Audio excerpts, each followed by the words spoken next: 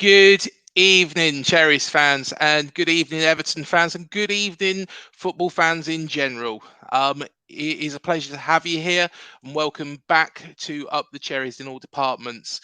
So, of course, in a moment, the room is filling up nicely at the moment. We will just wait for it to fill up some more. But just before we get going, me and Matt, and hello, Matt, how are you doing, mate? Yeah, not bad, mate. All Good. good. Good. Yep. We're in a lot happier mood, aren't we? Let's be fair. Been a better week, hasn't it? It has been, yeah. Um, Here's a little bit about our sponsors, Dental on the Banks.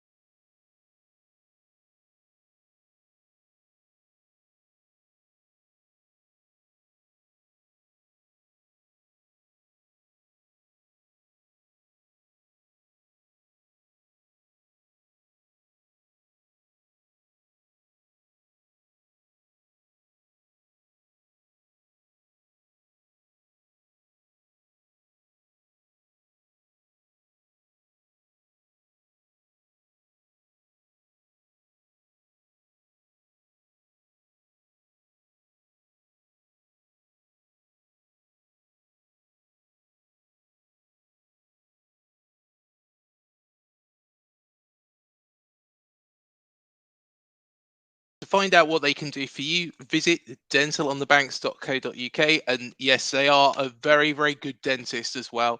And they are the official dentist of AFC Bournemouth as well. So there we go, Niall. So if you're down in the Bournemouth area, do by all means give them a call. And they are top notch. Um, and a pleasant experience as far as dentists go. So, shall we start filling this room out then? How about that? No time like the present. Yep, definitely. Just before we do that, actually, as well, that is something that I have put out. There is an exclusive reveal tonight of an interview with a former player and a much loved Cherries player. So, in that comment section, if you can put your guesses, that will be great, and by all means, we will give a shout out to anybody who does get it right. But just having a look at the background of Matt's, the name isn't there.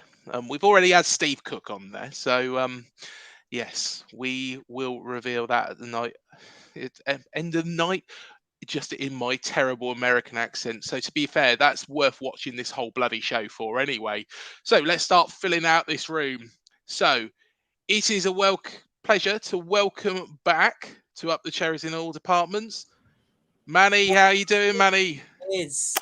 Mr. Beasley, Mr. Harrison, good evening, gentlemen. How are you both? Yes, very well, mate. Very well, and a lot happier than last week. We can say that. As you should be. This week's been a good week. It Two has wins been. for your lot, and of course England being cricket champions. A nice way to cap Armistice Week and Remembrance Sunday, lest we forget. Most definitely, most definitely. And it's a pleasure to welcome back from last week, Simon Ash. How are you doing, Simon? I was there. You was there. Excellent. When Jadon Anthony scored the goal, if you watch on the cam side thing, my son, who's just Bournemouth mad, he actually jumps down because we were right at the front, and he's there. We could see us on Match of the Day last night. What a game, though. The atmosphere. Brilliant. Honestly, it was brilliant, wasn't it? It was brilliant. But let's bring in somebody who's not particularly happy with the result yesterday. Hello, Connor. How you doing, mate? Not too bad, mate. Well, that's a lie, but getting better. Well, we'll discuss everything, and by all means, any Everton fans, feel free to come in this room and talk to us and vent your frustrations, because you were venting the frustrations at the end with the players, and honestly, deservedly so. To be fair, deservedly so. And we have got our resident from Paul. He is a Leicester fan, but he's always good to talk to. Hello, Chris. How you doing, mate? I'm all right. Can we both play Everton every week? Oh dear. Yeah, sorry, Connor. Yeah, of course. It Just was also, can I ask Nahil, what dentist doesn't check your teeth? well, that is very true, to be fair. Yeah, that is very, very true. But thanks for having me on, and yeah, great week for you guys. Not so Yes. good for Connor, but a great week for everybody else. Yeah, and not a bad week for you as well. Oh, I'll take it. I'll take it. We were in 12th until Villa managed to get a win today, but yeah, I'll take 13th going into the World Cup break from where we were at the start of the season. Well, exactly. You know, at the end of the day, it was looking a bit bleak, wasn't it, at the start? But you know, it's picking up. But shall we get stuck into this then? So let's. And by the way, guys, you're welcome to have as many guesses as you want. I'll have a guess. Is it Eddie Howe? Do you know what? I'd absolutely love to get Eddie Howe on here, but it's not, unfortunately. So yes, unfortunately, he hasn't returned my phone call at this moment in time. So he's a little bit too busy. And hello, guys. Great results yesterday. Up the cherries. So, oh, and Sam's on here as well. He's put a great show as always, boys. Well, we ain't really got started, Sam. Where are you? Where are you? Looking forward to the show on Tuesday. Yes, you know who it is, but you've been told to keep your mouth shut. But deserved the 3 points yesterday. Predicted 3-0. You did actually. That was a funny thing, actually. Wow. Oh dear. Claire Balding. I'll have a crack. Is it Jermaine Defoe? Funny, no, it's not. But again, another man I'd really like to get on this show, Manny. So let's get stuck into this. So we did the opposition preview show, didn't we, Connor? Yeah. And it was off the back of that 4-1 defeat in the cup. And I was completely honest, and we'll go around the room about this. I thought Everton were very poor, very disorganised, and I was brutally honest about that, because you know it's a shame, because you are a big club. You are a big club. You know, the fans do deserve a lot more. You move into this new stadium, and you didn't really have much optimism before this game, did you? Really? No, no, and it's been proven right. I think sometimes you can just tell with Everton when we're in a slump, we're really badly in a slump. And the players, some of the players you watch, obviously the Wednesday game, I said to you, rotated. A lot of those players weren't good enough last season. They'll be out the door. Expected better because this is the first team. But it turns out they're just as frail mentality-wise as the reserves, the second rotated team. Yeah, I don't know what it is, because you look at some of the players and you'd argue shouldn't be under the sort of trouble that they do fall themselves under. But then I think it's a mentality thing. Like Jordan Pickford, for instance, didn't think he had his best game. He was given the armband. A lot of Everton fans reckon he's probably not a player that should have the armband. That's a bit too much added pressure. And he's another one. I said to you, he's improved slightly, didn't I, last week, mentality-wise, but it's still clearly one of his weaknesses is decision making, and I think we saw a bit of that for the first goal. I mean, whether it was an accident, like it's just an accident, it slipped out of his hand or not, but yeah, it's I think it's a mentality thing with Everton some of the time. Yeah, definitely. When I looked at your squad, and on the Everton website, it's a big squad. Well, it's not a big squad. It's got some big players in it. But they just don't seem to be linking up together, are they? No, no. I think Paddy Boylan, who writes for The Athletic, he does the Everton corresponding for it, summed it up perfectly midway through the game. He put, it's like watching 11 strangers just having a go at it. And it did. It's a problem we're seeing. I highlighted to you that attacking-wise, we aren't very good. And we haven't been good all season attacking-wise. But this game and the Wednesday game, we've just forgot how to defend as well. It looks like you've put a Sunday League team out against the Premier League team. We looked rattled. And again, you got the first goal. And I think that helps massively. Once you get that first goal against us, we begin to unfold. And we saw that Wednesday and we saw that again on Saturday. Yeah, definitely.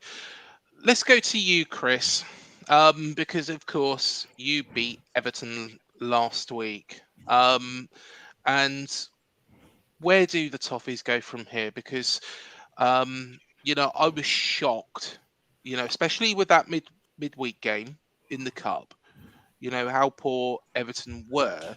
And to be honest, yesterday, they didn't really show much fight at all. No, I mean, I feel bad talking about them, with Connor here, but that game, we've had two games this season. The Nottingham Forest 4-0 win was the most satisfying. The Everton win was the most enjoyable, because that first half, it was like we were all over them, and I thought if we don't score, we're gonna regret it. You've got the right players. Well, not got the right players. You've got some decent players, like you said, Craig. You've got some names in there. You would think, and my thought was to be, is Lampard the man for the job? You can give him time. What will happen in that time? Now, you're talking to the guy here that 6 weeks ago was writing on the BBC, Brendan Rodgers, please get out of our club. Now I absolutely love him. So he's been given time and he's done it. But is there any improvement from last season? And that's what you've got to look at. Are you evolving? Now, Brendan had no improvement at the start of the season, but he's shown he has improved us. But I can't see any improvement coming from Everton. Like I say, you were in this trouble last season. It looks like you're going to be in the trouble again this season.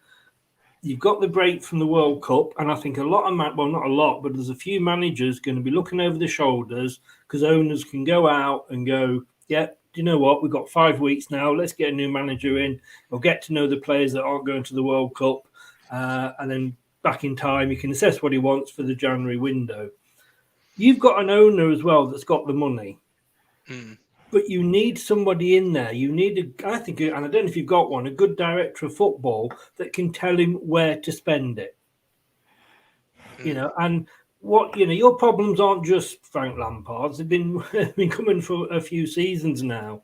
But you don't want to get rid of your owner, because like I say, he's got the money and he's backing you, in fairness to him. But I think you need somebody in there, whether you keep Frank or not, that can take the team in the right direction, that can give the advice, that isn't scared to say no, or we want this player. He's a well-known name, but he's shit. We don't want him. You need somebody that can do that. Now I don't know who that is, but it's a new thing, these directors of football. But I think you need to get somebody in there that can get the club organised. I know, Connor, you said that you think the club will stick with Frank Lampard. Do you think, is your views different now? No, I'd argue, and I agree with what Chris said. I said it to you. I don't think there's ever going to be a better time mid-season to sack your manager than right now, because of the 5 6 weeks. Like Chris said, you're going to have those time for a man to come in and assess his squad. It's basically pre-season again, which is a gift. If it turns out to be the right decision to sack someone higher, that's a gift for a team that, especially like us, if we're down the bottom. But I don't think we will, because he's got the backing of a lot of fans still. And I think ultimately that's the deciding one. I know there was that altercation on Saturday. That's one fan though. And it doesn't look good, but I've seen it a lot worse than that. I've seen it when instead of one, it's the whole of Goodison Park booing a manager and booing, the players, and it gets real nasty. And the bed sheets being hung up outside Goodison Park. That's, when Everton really starts to turn and your time's done. But would be still quite popular. I know we put on our channel, do you back him or do you change manager? And I got 4,700 votes and 77% were still back him, which I know is only a small minority of the fan base again, but from the fans I've seen, because we switch managers so much as well, that's gone in his favour of we can't keep switching. I personally don't think he's the right fit and wasn't anyway, but I do get where fans are coming from if we can't keep changing. So I think the board will stick with him just because I don't think they could be bothered being brought back into the media either if Everton sack another manager. It highlights then that the board haven't always been making the right choices. It puts a bit more on them as well. So I think we'll stick with him till dire straits. Simon, of course, we have got a temporary manager at the moment in Gary O'Neill, and I'll be honest, I've come under a lot of stick because I've backed Gary O'Neill left, right, and centre, and I think that personally, he is the right man to take us forward. You look at Knutson; he's only managed in Norway. Has he managed outside that country? Simon's disappeared. I think he's having some problems with. I think he's playing the okie dokie, isn't he? Yeah. I tell you what, I'll ask the question to Manny. So of course, Gary O'Neill, temporary manager. Unfortunately, a lot of fans are not wanting him to take charge on Twitter. However, there was 11,000 people that were singing his name yesterday. And you look at the alternatives. You've got Knutson that has been mentioned. He hasn't managed outside of Norway. You've got Bielsa, who's mentioned. Now, Matt's straight away shaking his head. We'll come to why you don't want Bielsa in a moment, Matt. But to be fair, Bielsa, did a decent job at Leeds, but it did slip off, the table, like I did mention, to the square ball. Rafa Benitez has been mentioned. Connor, you told me to steer well clear of Rafa Benitez. Sean Dyche changes completely different style of football. So here's the big question then. What I'll do is I'll get Simon back in. Hopefully the internet is okay for him. And I'll get Max in as well. So there is now 7 of us in the room. Simon has disappeared. It's frozen again. Hopefully he'll be back. But what do you think, Manny? Is my theory, do you feel correct that really we should stick with Gary O'Neill?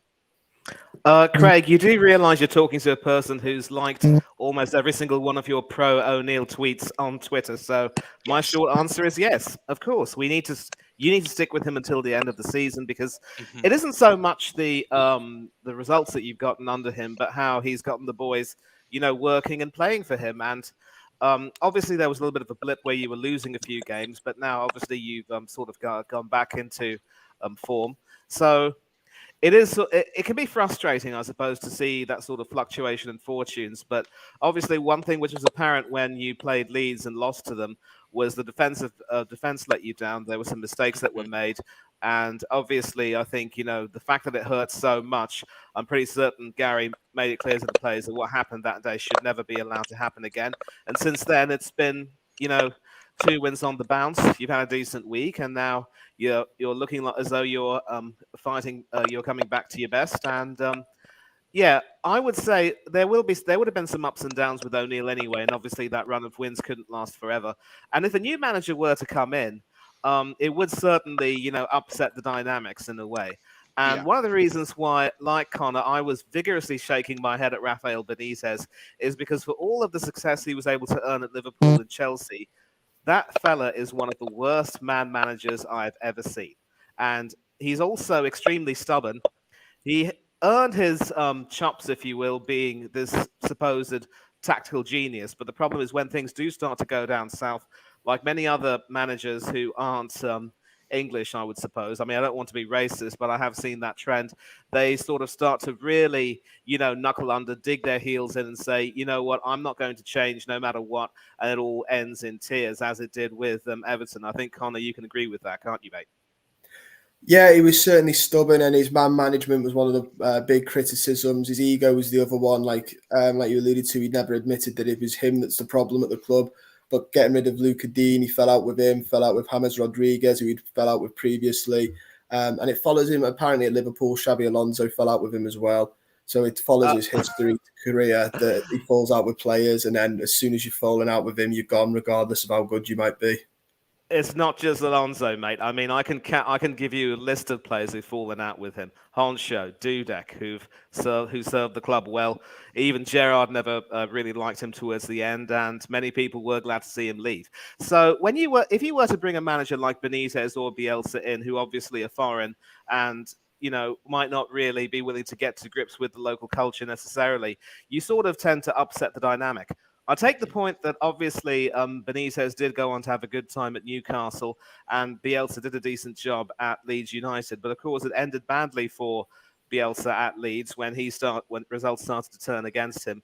And obviously, after leaving Newcastle because circumstances weren't in his favour, I think he went elsewhere, then came back to Everton, and that was a bit of a damp squib. So I really don't believe that those sort of managers who have that much experience, who have this my way or the highway approach, will be the best choices to get the players at Bournemouth to really start playing for the manager. At least now they're playing for Gary O'Neill. My biggest fear, of course, is that if Gary O'Neill were to be appointed manager at the end of the season, or given the job on a permanent basis, if things were to go wrong for him, would he end up being on the chopping block again? I don't know if that would necessarily be fair to him. Maybe at the end of the season, you could cast your net a bit wider for some different choices, maybe. But for now, I think O'Neill should be given the job at least until the end of the season, and then you can assess everything and have a frank discussion of where you might want to go. And if it's decided that O'Neill might not necessarily be the best man to take the team forward and someone with experience might be required, but O'Neill could stay on as an assistant, that would be okay. If they decide that maybe it'd be better if the club part ways with him, I hope it doesn't happen, then I'm sure there'll be no ill feelings and he will be revered. But I don't want to upset the apple cart. I think he should definitely stay until the end of the season, and I don't want to see talk of any new manager coming in that would obviously, disrupt the boys. I don't want to see them get disrupted in any way, and that segues into the issue of Everton. I think, as you've mentioned, Connor, they probably will stick with Lampard.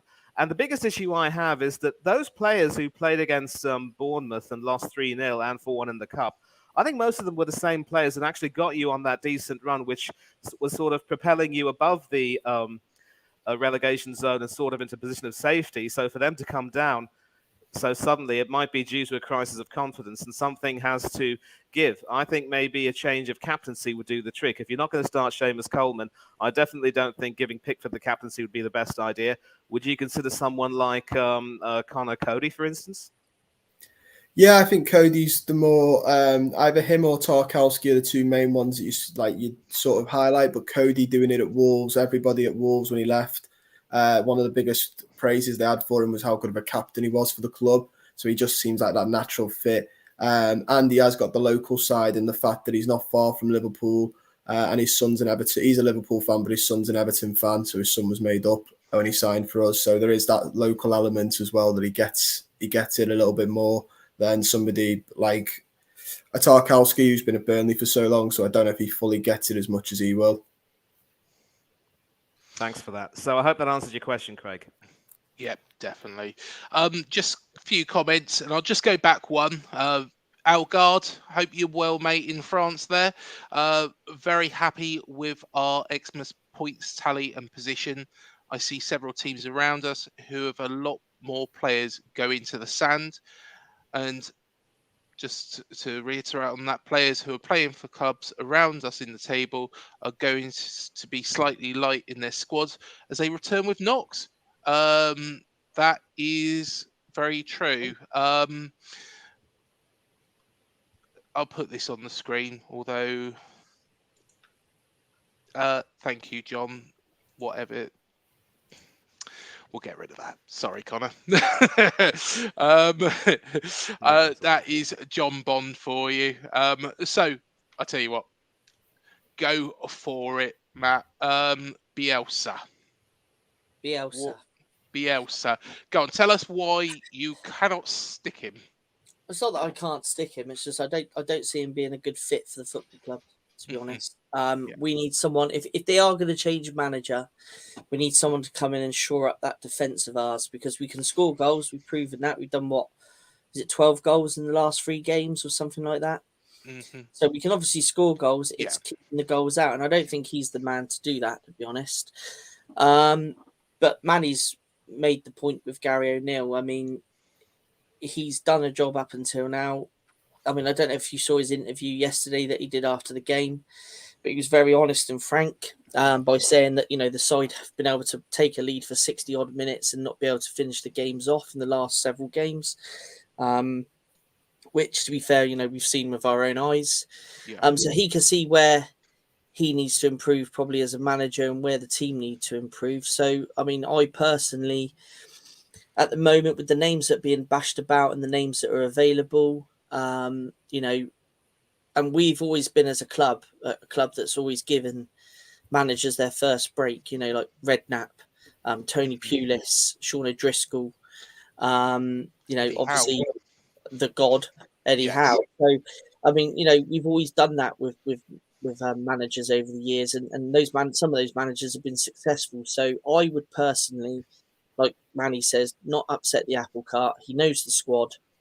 If you bring a new manager in, they may want to bring their own team in, which means Gary O'Neill will obviously maybe out the door. He knows the squad. He knows the players. So for me, got to keep him in there, I think, till the end of the season. But then on the other hand as well, Gary O'Neill's an ambitious bloke, and obviously he's heavily linked with the Luton job, isn't he? So decisions have got to be made, and fairly quickly, I think. See, this is and we'll just come to you in a second, Max, but this is the thing that I've been saying to everybody when, I've been chastised to keep turning around and saying Gary O'Neill is a good manager. It started after that defeat against Southampton. It was always going to happen. We was always going to get beaten at some point, regardless if it's Eddie Howe, Pep Guardiola or whoever is managing the club. We was always going to be beaten at some point. However, we've had a little bit of a run. It's been a bad run. It's 4 defeats on the trot. But the way he's come back, we've been scoring goals. We've been going ahead in games. Yes, we should have kept hold. The Spurs one I can let him off on. The Leeds one was a little bit more concerning because we were 3-1 up. Leeds aren't particularly a great side. Although saying that, they were beating Spurs at times yesterday. So that is my theory. And everybody who says, who we shouldn't have Gary O'Neill, and I don't speak for the fans, but at the same time, what I do think is that is my opinion. That I think he's a good manager, and I think he will do well, regardless if it's here or at Luton. I'd rather it be here than at Luton, but that is my personal opinion. I've been chastised for it, but hey ho.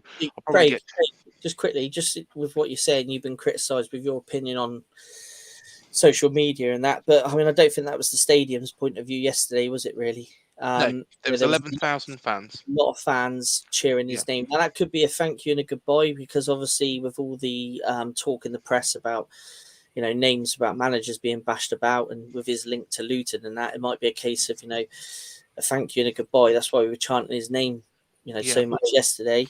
But at the same time, I think a lot of it was because he is doing a good job, and I think a big portion of the fan base would rather see him in the job than someone else that's going to come in and let all the hard work so far slip, and who knows what will happen. Exactly. So, Max, you've been patient over there. So thank you, mate. As always, you're always patient, aren't you? Yeah. So, if you was Bill Foley, so if Max was Bill Foley, believe this, would you give Gary O'Neill the job, or do you think you'd go elsewhere at this moment in time, and why? Personally, I'd probably, like what Manny said, I'd probably stick with him till the end of the season, see how he's getting on with us so far. I mean, if we still had Scott Parker, I don't think we'd be in this position. I think we'd definitely be in the relegation zone. But personally, from what he's done for us so far, I'd probably stick with him till the end of the season and that. And yeah, I'd offer him the job till the end of the season. Hopefully he can keep us up, which would be amazing. Because obviously, everyone was saying we were predicted to go back down again, but yeah, we're proving them wrong. And because when I was watching what people had to say about us, they all think that us and Fulham would go down, and Forest would probably stay up with these 21 players that they've signed. But you know, we've proven everyone wrong, and I'm happy with that. And I would take Gary O'Neill to the end of the season, and if he's kept us up in a good position in the league, then get a few more signings in. I'd say yeah, give him the permanent job. Yeah, definitely. The comment on there at the moment, and that's a very good point actually that Stephen's made. If AFCB offer Gary the job, does Gary want it? Gary has not stated he wants the job, being very diplomatic in his pre-pro match interviews. Now, I know for a fact Gary wants this job. And I'm happy to say that. Gary does want this job. Has he come out and said it? No, he hasn't come out and gone, yes, I want this job. I want this job, whatever costs. He's been very diplomatic because he is concentrating on the job at hand, which is getting this club up, as far up the table as possible. But I know he wants this job. And, does everybody else agree that he wants this job? I'll just go quickly around the room. Where you starting? Whoever wants to go, just shout out. I'll start then. Personally, if he gets in us quite a few more good results and he feels confident with himself and how he's doing with the team, I'm sure he'll probably gain more confidence in himself and he'll probably most want the job. I don't know personally myself. I've watched a few of his pre-match and post-match press conferences of like our good games and that this season. But if he gets a few more good results, then I'm sure he'll most probably want the job. Mm-hmm. Who's next? I'll go. I mean, for me, looking from the outside, of course he wants the job. Pay rise, manager for a Premier League club. Is Luton a big draw for him? I don't know if he's got any ties to Luton. Why would he want to go there? Bournemouth have got a difficult decision though, because if they offer him the job too soon, they could end up they've made a mistake and he's not up to the job. Because he was always going to get that bounce after he took over for Scott Parker. Let's be honest with you, he wasn't the most popular guy, I believe, with the team. So he was always going to get that bounce. You could then say everybody wanted to offer him the job. Then he went on that bad run and they'll say, oh, well, maybe he's not that good. Now he's won a couple of games again. Yeah, he should be offered the job. I mean, Max, agree. Give it till the end of the season. He's... In a way, it's a no-win. It's a no-lose situation for him because if he can't keep you up, well, it was Scott Parker's fault. Look what he took over. And if he keeps you up, great. So yeah, I think give it him till the end of the season. But yeah, of course he wants it. Yeah. And any assistant manager, coach, whatever, if the manager's job going wants it. If he takes it and it doesn't work out, he walks away with a nice pay packet. Yeah, I'd be happy to see him at the end of the season. Even if we get 17th or 16th, it's a staying up position, and that means that whatever's going on, we can build on from that. Well, how many points is it, do you reckon, to stay up at 17th? Is it 40 plus, isn't it? They reckon it's 40 plus, don't they? But, I mean, this season, it's one hell of a weird season. It might take a bit more. The question is the three clubs that are worse than you in that division at the moment And yes, I think there are. Sorry, Connor. Go on, Connor. Do you reckon do you think we should stick with Gary O'Neill? Yeah, I think unless there was somebody glaringly obvious that suits the club and has a lot of experience, someone that you can almost guarantee will bring the success that you're hoping for, which from when you were reading it out then there isn't. I think Bielsa would be it'd be an entertaining car crash. Like you said, that Nut City is flavour of the month, but he's not managed in England, so that's a risk. If your only options are risky options, you might as well just hold out with him, see if see how he does, see if he comes good. Because there's no one, glaringly there that will improve you. So why not stick with somebody who's been there for a while as well, knows the players, knows what they're capable of, knows what that can be done to help them. And I agree. I think he definitely would want the job. It's a managerial job. It's a step up. And I don't know why you'd want to go down to Luton. No offense to Luton, when you could be in the Premier League. That's the greatest league in England, and I'd argue possibly the world. Why wouldn't you want to showcase your abilities at the highest level? And if it is too much, like it's been said, he'll take a cut. It'll be Scott Parker that'll probably get highlighted because of the bad start, and then he'll just go cut it somewhere else. Yeah, definitely. Let's move on to. That's right. Can I just ask one question though before you Go move on? And it's an interesting thing. Does he have the players with him? Yes. If he's got the players with him, if he's got the players with him, then don't change it at all. Because that's a big difference. I mean, everybody was saying with Leicester, like when we were struggling, Rodgers hasn't got the players, but he did. It's where he's always had the players with it, and that makes a huge difference. So if he has, then you've definitely got to stick with him. Yeah, definitely. So let's move on because we've spoken about Gary O'Neill, but we haven't spoken about yesterday's game. We'll just quickly flick through some of these comments. Scott Dean reckons, of course, he wants it. Scott Dean saying, I want a job.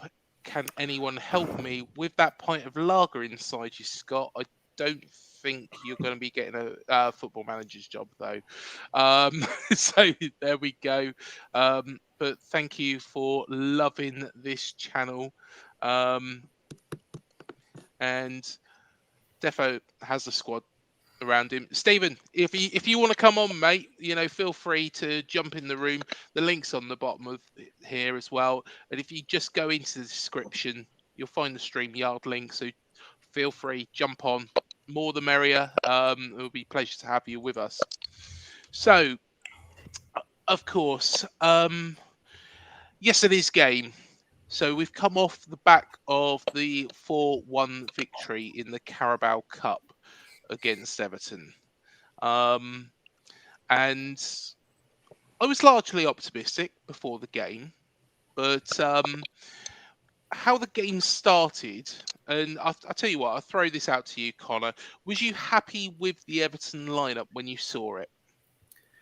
Yeah, I think it's an improvement from the lineup we saw the other day on Wednesday. I would argue with the injuries we have, the knocks, I'd argue it's one of the stronger sides we could have put out.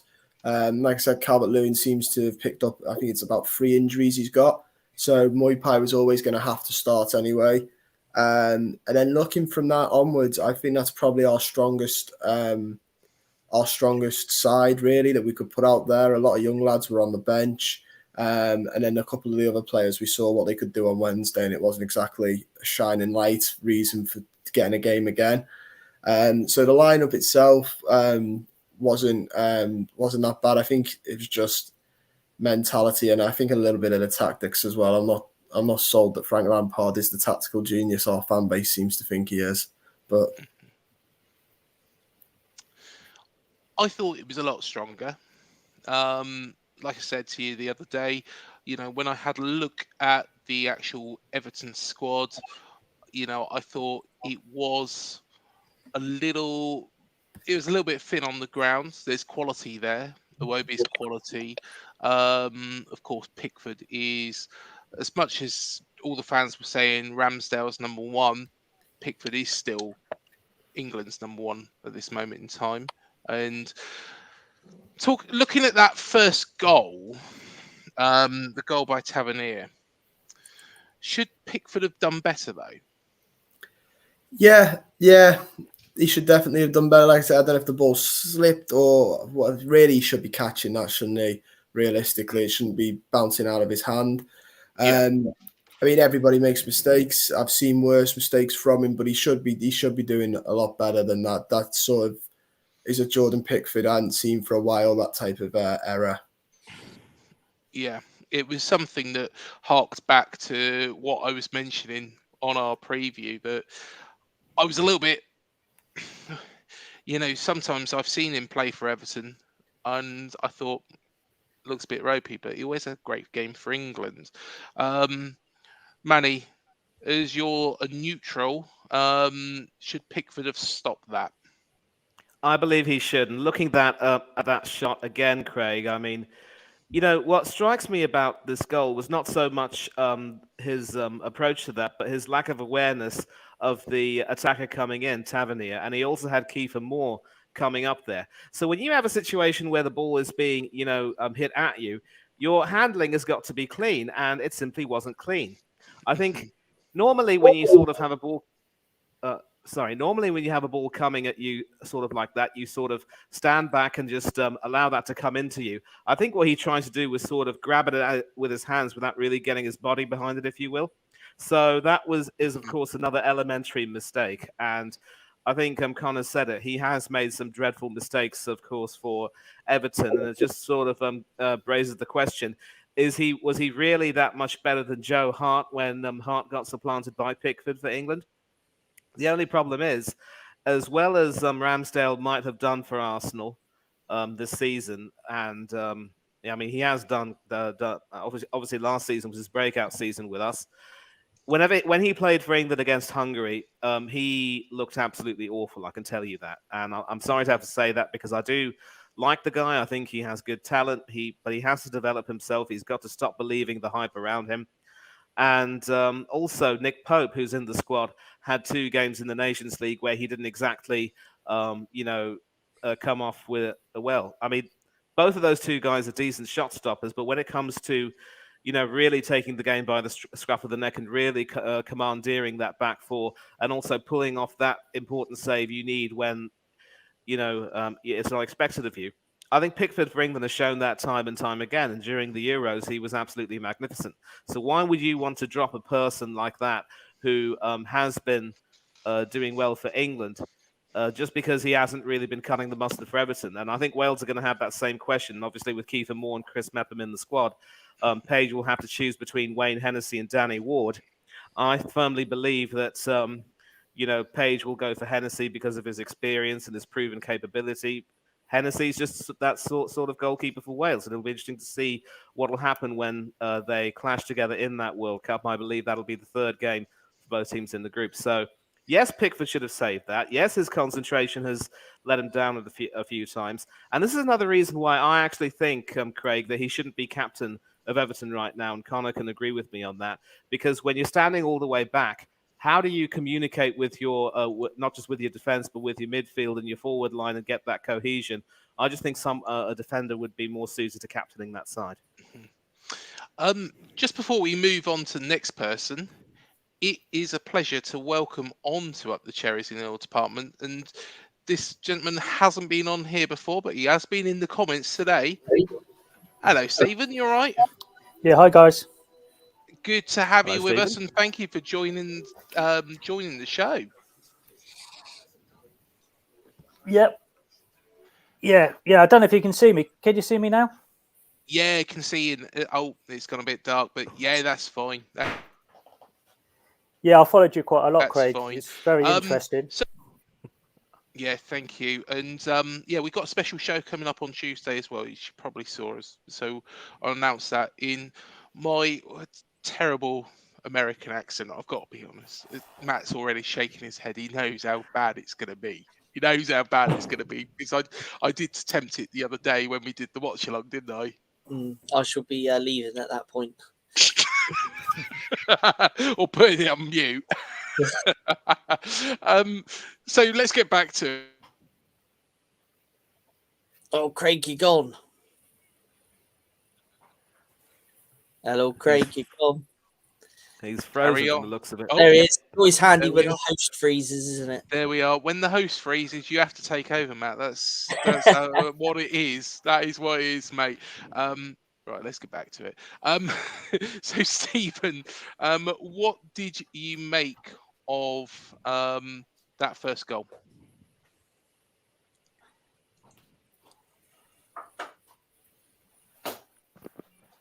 Hello, Stephen.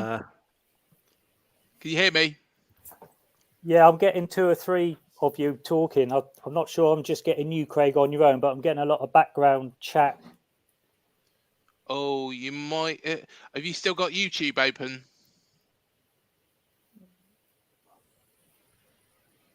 If you've still got YouTube open, Yeah, that'd be what it is. it could well be that. Stephen, hopefully, will be back with us in a bit. Yeah. Right. Who wants to go next with that first goal? First goal? Yep, go on. Easy one, wasn't it, really? I mean, like it's already been said, Pickford should have done better. Yeah. So, it's an easy finish for Tavernier, isn't it? Tavernier, whatever his name is. Still can't say it properly. But, yeah, it was a blunder. It's not the worst blunder that you've seen a goalkeeper do, but at the same time, if either side had done that, it creates a crucial moment, doesn't it, when you're in our kind of position? So, yeah, no, best start that we could have had, really. I mean, one of the interesting things for me yesterday was the amount of possession Everton had of the ball. I think they had something like, what was it? Was it like something like 68.2% possession or something like that? And they had a lot of the ball yesterday. It's just, it's like Connor said, there's no real creativity really within the side, and you can see that. You did say that, didn't you, Connor, during the preview? You can see, I mean, from, like we were saying yesterday, Craig, obviously, we were at the game together, and, I said to you, the amount of ball possession, they're having, they need to create if they're going to get back into the game. And I think we had about 15 shots. They had 14. We had 9 on target. They had 3 on target. So, that shows the difference there. And I mean, I think they brought on a substitute, didn't they, for Mupé? Yeah. And he had a chance, didn't he, on target, but it was the softest hit. I mean, I do feel, from that blunder, and then when you see, the rest of, how they were playing, it's a difficult one. I mean, I like Everton as a football club, not just saying that because Same here. It's like we were saying yesterday, when we've been up that way before, the fans have always been very welcoming, and they're both Liverpool and Everton.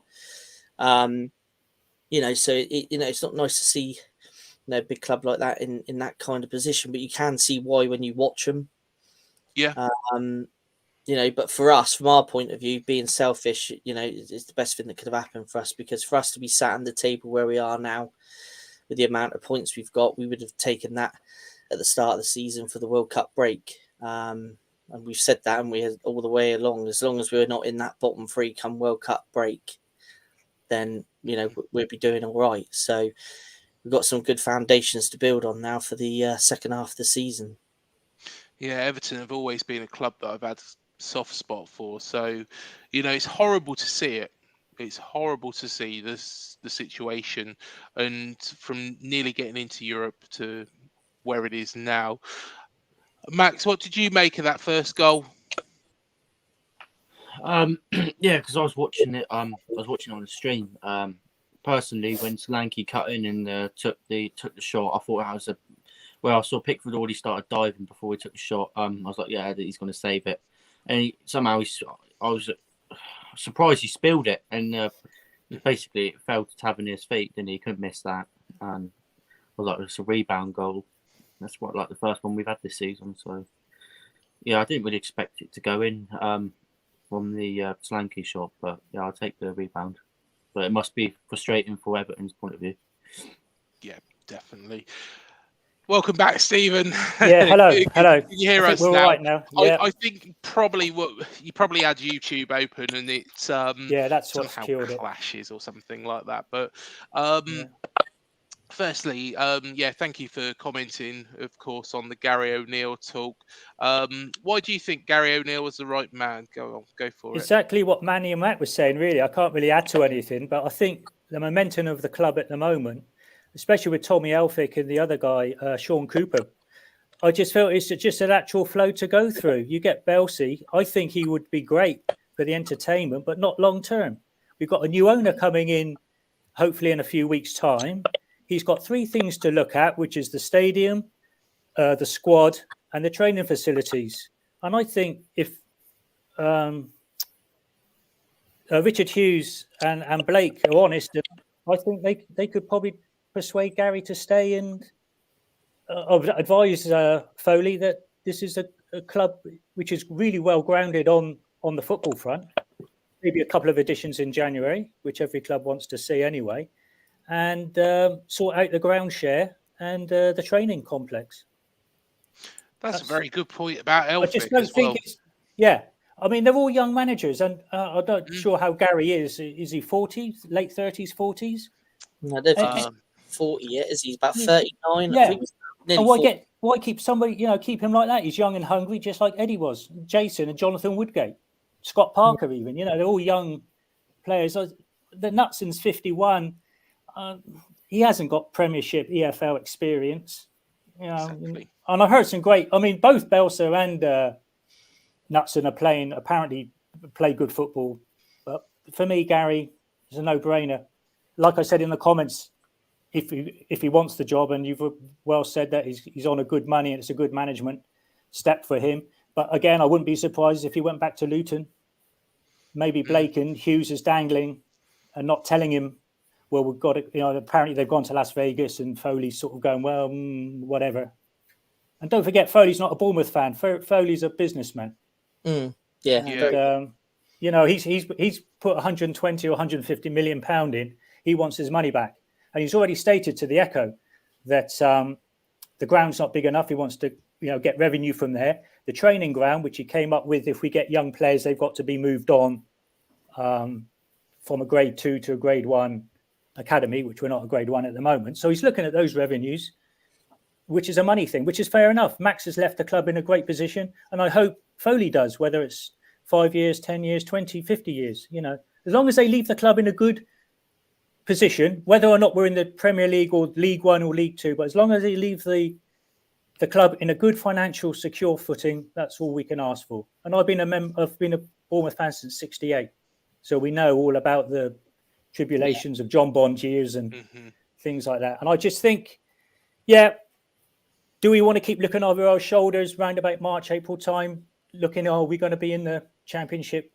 I like us to be a good mid-table Premiership side and having a decent run in the Cups. If not, a solid Championship side with a decent run in the Cups. I would have put the full first team out on Tuesday. I know it all worked well with the 4-1 win. That was great. Or 3-1 win was it? I can't remember. But, we're not managing games out. And I think you can train it on a training pitch, which he's done through yesterday's result.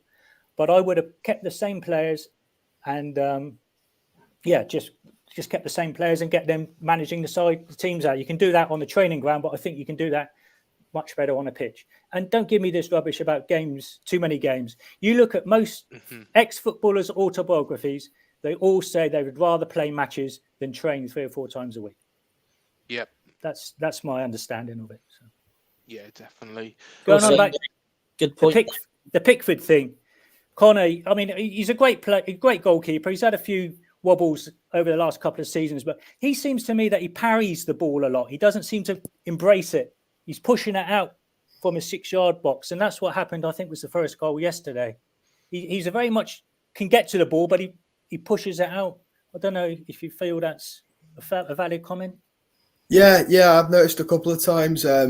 He does tend to parry, again, uses his feet sort of stuff, but there's a lot of times where shots blast and you watch Everton games when we're under pressure and they bounce straight back out and you just got to hope the defenders are there quick enough to sort of clear it. Yeah. Which is you can't always depend on that being the case, that your defenders are there. I like to see Aaron Ramsdale win myself for obvious reasons. But I think you've made some really good points there, Stephen. Tommy Elphick is a hero at this football club, and personally, I would be gutted, seeing as we've got him back now, to see him go again to Luton, because I think he would do, because I think Gary O'Neill would take him there, because I think he's doing a good job. Yeah. But I personally think we should stick with the devil we know. Yeah. What served us so well, we gave Eddie a chance. Yes, it's a completely different level. The last time round, we were in League Two when we gave Eddie that first chance. So yes, we have got that completely different level. But at the same time, Gary O'Neill has picked them up from what I would say is ground zero after that Liverpool defeat, and managed to pull them up. That result against Nottingham Forest especially was so important, from 2-0 down to win 3-2. I think he's the right man for the job, and I've been blasted for it left, right, and centre. But at the same time, because I care about this football club, I think every manager is going to struggle at times. Eddie struggled at times, and it makes sense. I remember when Eddie came on, he wouldn't make a substitution and he wouldn't change. But I live in Newcastle now, and yesterday's result, they're going ballistic up here. They love him, and we all love him. I would have Eddie back tomorrow, but it's Eddie was making mistakes in the early days, so I just think maybe the Southampton, the Tottenham, the Leeds games was Gary's mistakes. I would like us to finish. If Gary took the job on, and maybe we got 1 or 2 extras in January, this 13th upwards would be good, and then take it on from there. Keep if he's done that, keep him, give him a 3-year contract or whatever, and then. But who knows? The owners are coming in; they want their money back. It's as simple as that. But you all right, Simon? Hello, Simon. Hello, Simon. Yeah, sorry. I don't know. Can you hear me? Okay. We can hear you. Your videos. Oh, there we go. You're having problems with the internet connection again, aren't you? Oh, can you? I don't know why. I've got one of these little one of those little digi things, little one of those little things that you can take, little travel things, because the internet is. Oh, anyway, I won't bore you with it. Who wants to hear about bloody Wi-Fi stories? Nobody I know. Yeah. Go on, tell us. Do you think Gary O'Neill's the right man? While my internet. Well, I'll be honest with you. Southampton at home. After that, I thought he's just not right for this. I've told you, I was in the North Stand yesterday. The whole North Stand was just going, Gary O'Neill, na na na na na, which is a great song, isn't it? Na na na na na na na na na. Gary O'Neill, mate. If you've got the support behind you, that's half the battle. Well, we're going to bring Bielsa in. He doesn't even speak English and stuff. Are they feeling all right? It's got to be Gary O'Neill now. I know. Simon, do you think it was back of the net and stuff? They said, "Oh, it's a done deal. He's definitely coming, Bielsa." It's not done. Simon, do you think it was it a thank you? Was it a thank you song, or we want you? Was it a thank you song, or we want you to stay song?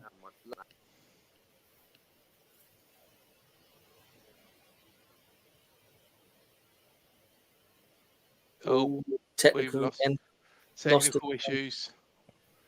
But in answer to Stephen's question, I would say it was a bit of both. Yeah, because we don't know what's going to happen, do we? And hopefully it's that. Hopefully we're singing Gary O'Neill again after Christmas, because hopefully, like we said, we're all singing off the same hymn sheet on this page at the minute. So we all want him to stay. So, but if not, it was a very nice thank you for him to go out on. If not, it was, yeah, and he's pretty good with the press as well. He's quite I thought Jonathan Woodgate was excellent with the press. Whether or not, you get that Zoe Rundle come in, and I don't think they asked the right questions anyway, but being on the home channel and everything, but I think he's pretty good. Yeah, he does handle the press well. He conducts himself well. So, yeah, let's just fingers crossed. But has Simon got sound back? Can he hear us? Can we hear us, Simon?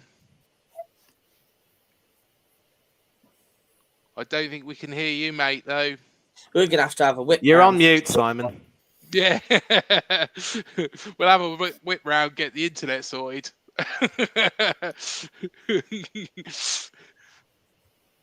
Yeah, it's that. Christ, I thought I was bad with technology.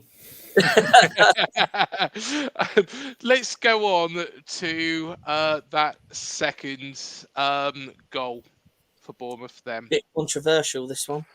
Yeah. Yes, yeah, but go on, Connor. What do you reckon?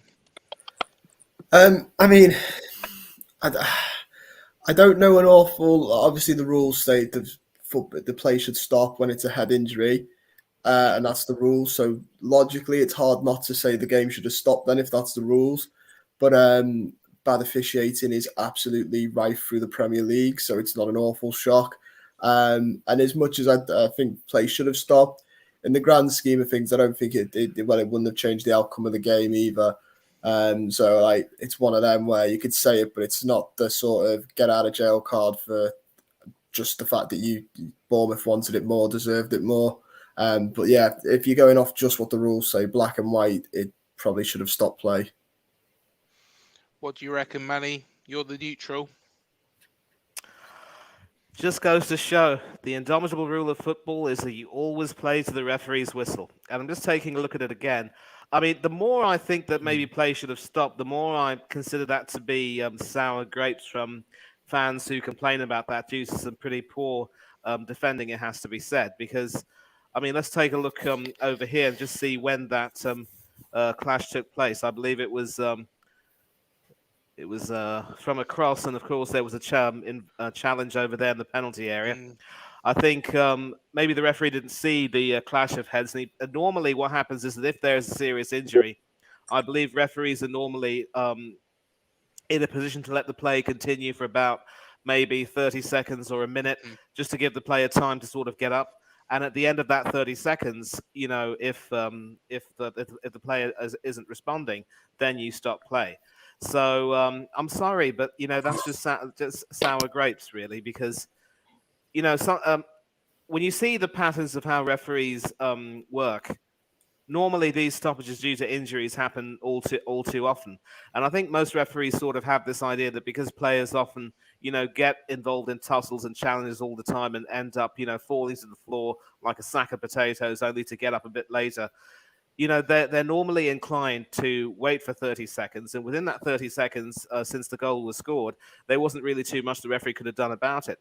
Now, could VAR perhaps have come in and said, that looked like a really painful clash of heads over there, and maybe something could have been done about it? I don't know. And even if it could have been done, what would their word have really changed the outcome of that particular play vis-a-vis the goal? And I think, as has been said, it probably wouldn't have changed the result because Everton were that poor that day. But again, regardless of what happens, you've always got to play to the whistle.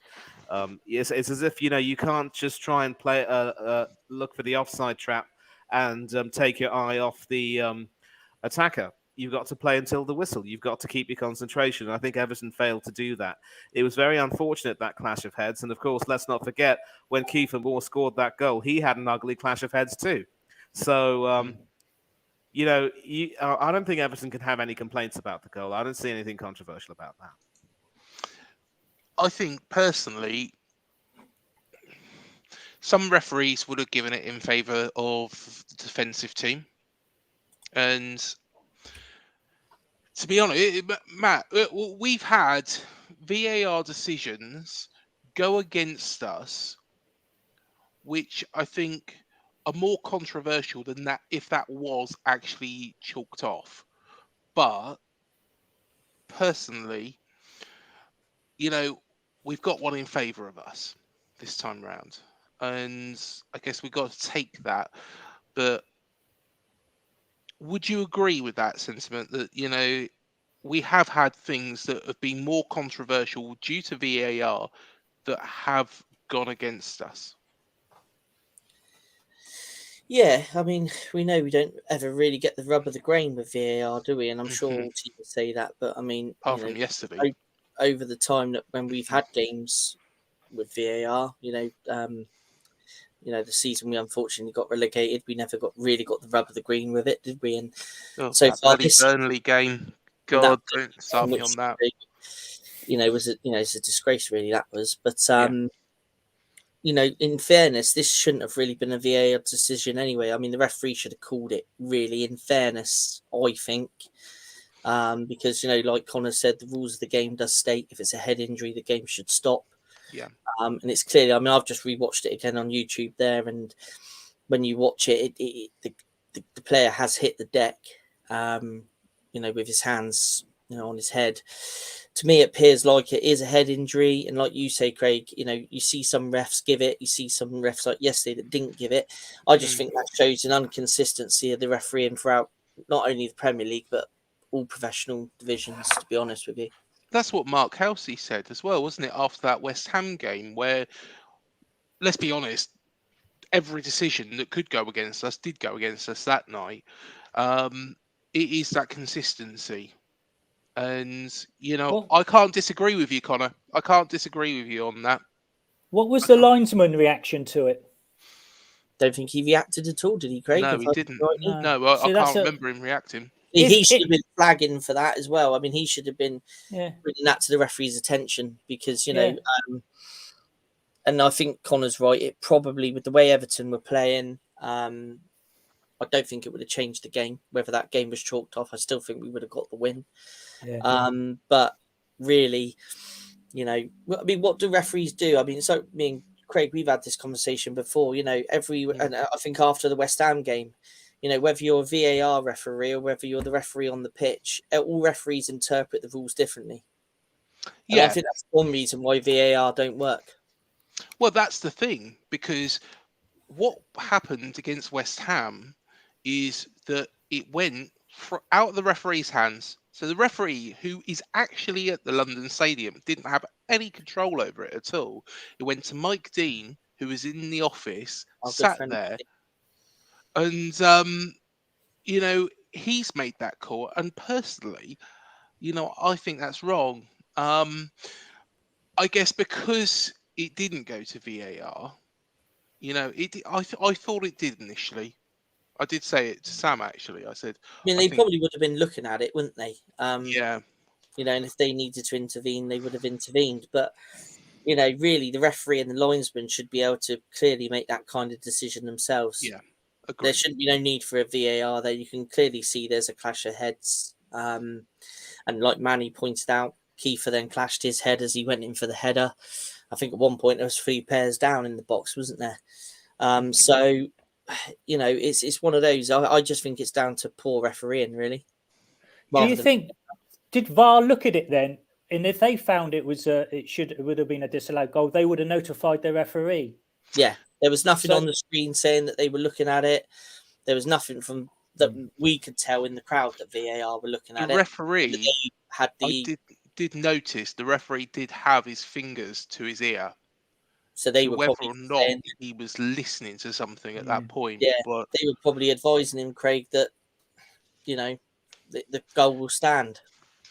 But really, and I'm not saying this, because we got that decision yesterday, but really it should be the man in the middle that should make that final decision. This is why I can't stand VAR, because that person, wasn't in the crowd. If it went against us, it would have been wrong. If it went for us, the Everton fans can feel aggrieved, and I can understand that feeling. Whereas if it's one man in the middle, all referees make mistakes. And, like Mark Halsey said, yeah, there was mistakes that were made by every single referee in the Premier League years ago. But 99% of the time they got it right. So I'd rather it just go back to the way it was. Max, what did you make of that goal? Oh, what's that, the second one? Yeah, the second one. Yeah, personally, because when I was watching it, it zoomed in on the screen that near the screens in the side of the stadium in the corner. It still said 1-0 because when the VAR check was going on, I thought the goal was going to be disallowed. That is true, actually. Because of the head injury. Personally, I was watching some what other Everton fans had to say about it, and they were furious, thinking it should have been disallowed because of ref carrying on like a minute into the game with the head injury and that. But personally, it's probably poor refereeing again. I mean, if that went against Bournemouth, then I'd be pretty wound up, to be honest. Yeah, can understand. Yeah, I've got another thing to say as well. You know, they were looking at a VAR as well. Lewis Cook red card, weren't they? Yeah, that's just what I was going to come on to, Max. Are you reading my mind or something? You're some sort of Derek Akora, are you? Derek Akora. Max Akora. I was going to ask Connor's point of view of it. Did you think it was a 50-50 challenge with Lewis Cook and who is it he had a challenge with? They both slid in, didn't they, at the same time? But the Everton man came out on worse, didn't he, with the challenge? Yeah, I think that's probably it's 50-50. I don't think it's red. Again, no, like some games you watch stuff like that and they're given. Some games you watch them and they're not given. I mean, I get what Manny was trying to say, but like it's a physical sport as well. You want to see some challenges in it. You don't want it to be no touch.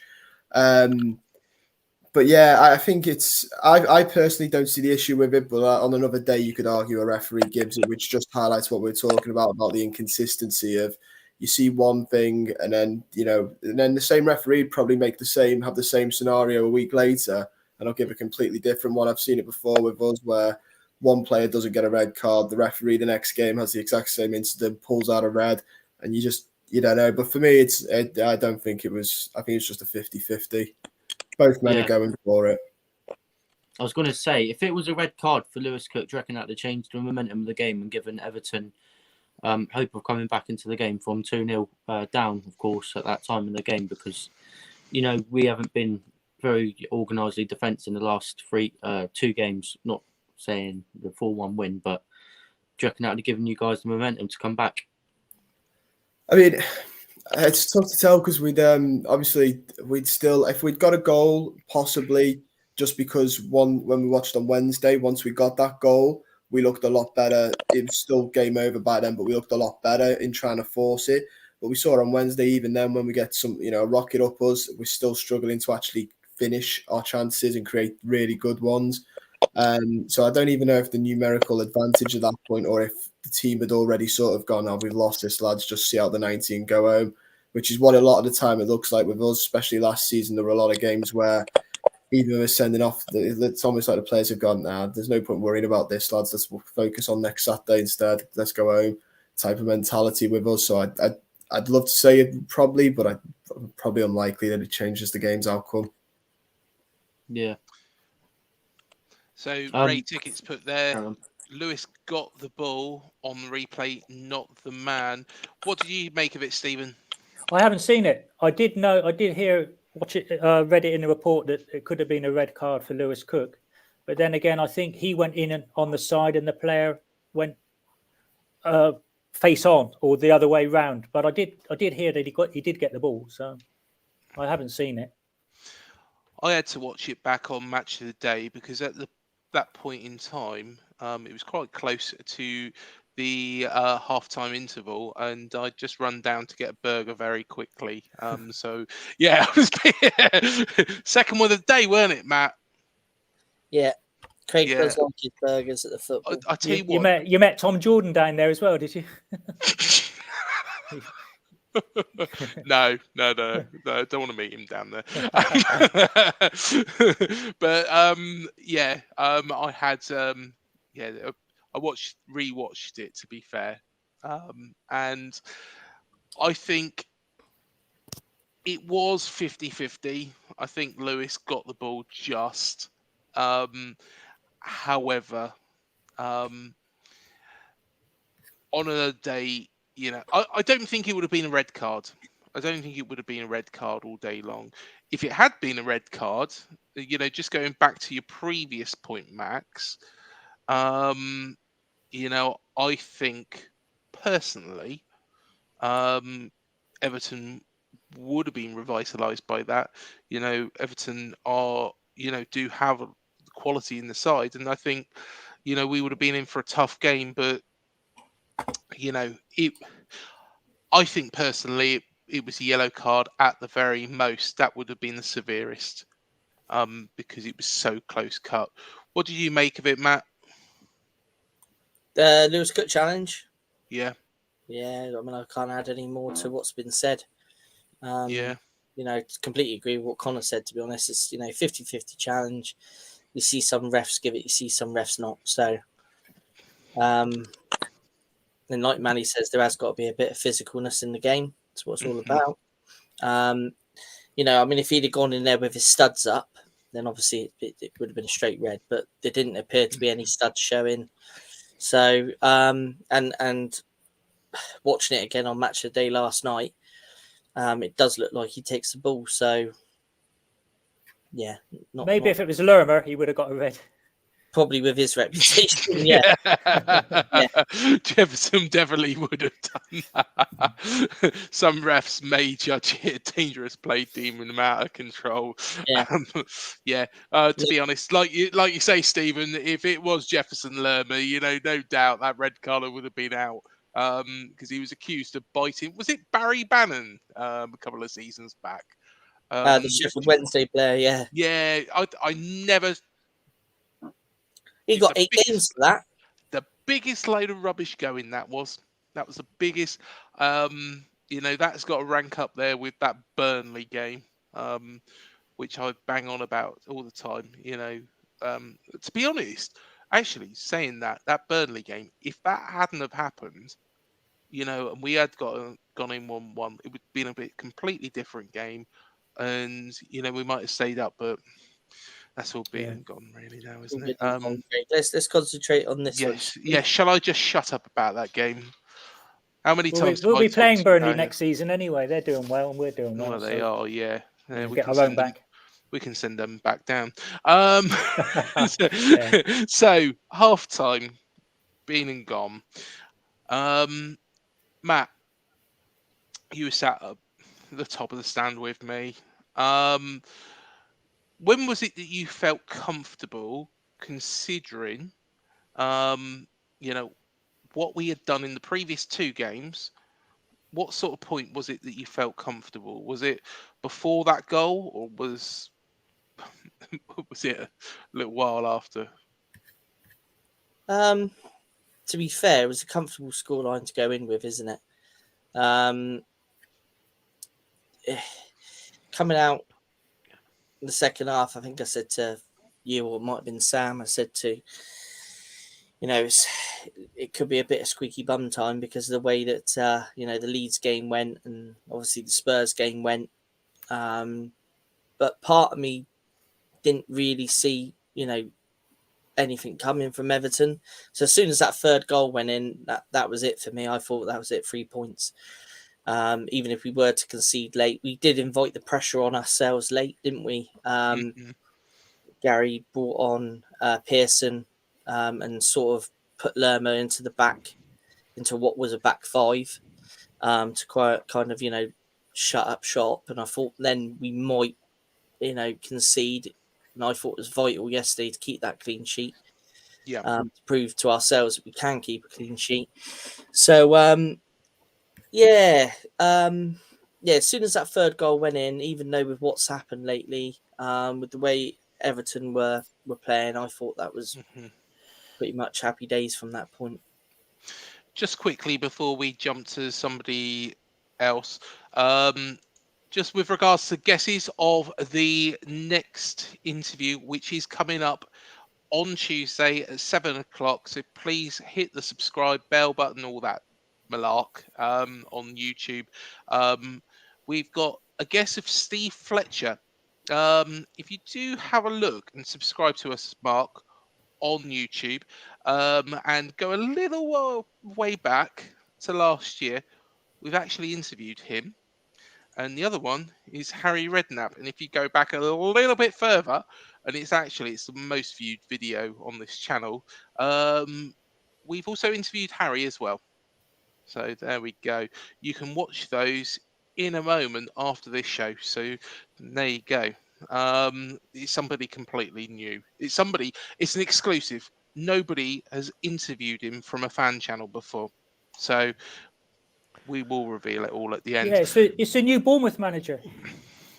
Well, no, it's not that. It's not that. I'm not that high up, to be honest.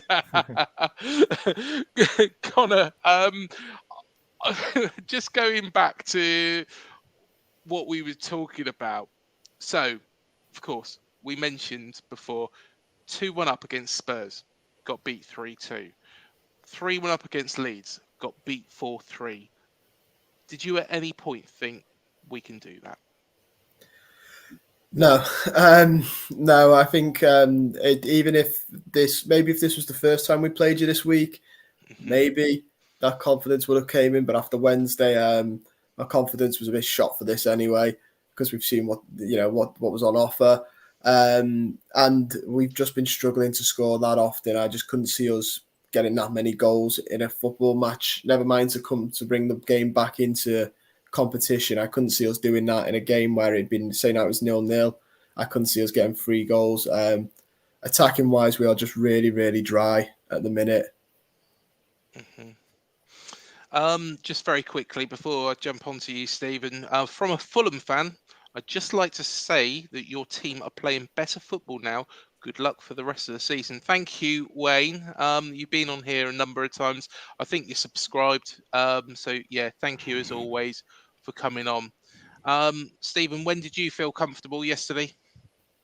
Well, I was looking at in the text because it was your daughter's birthday party yesterday, so I was texting, and as soon as we went 2-0 up, I thought, hello, here we go. But we scored 2 quick goals, really. It was the first 20 minutes, wasn't it?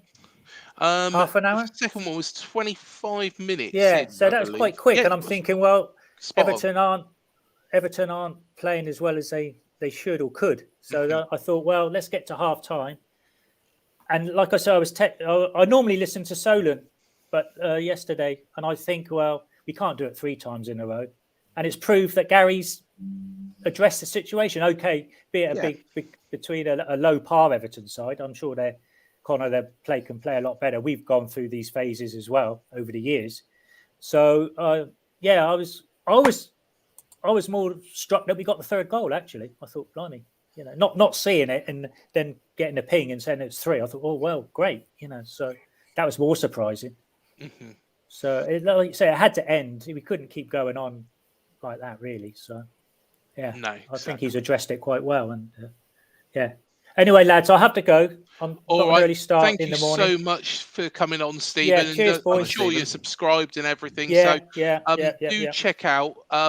It will probably be going on for another 20, 25 minutes, I reckon, max. At that point, they'll be on there, the video ready to go on Tuesday. So make sure you hit that bell because brilliant. Thank you, boys. You're keeping us really good. The other websites, the other guys that are doing it as well, and I think you're all doing a great job, keeping an old man very happy and up the cherries. Yeah, thanks so much, Stephen. Take care, mate. Cheers. See you soon. Bye, sir. So, Max, did you feel comfortable at 2-0 up, or what sort of point did you feel comfortable yesterday? Right. I'm going to be honest.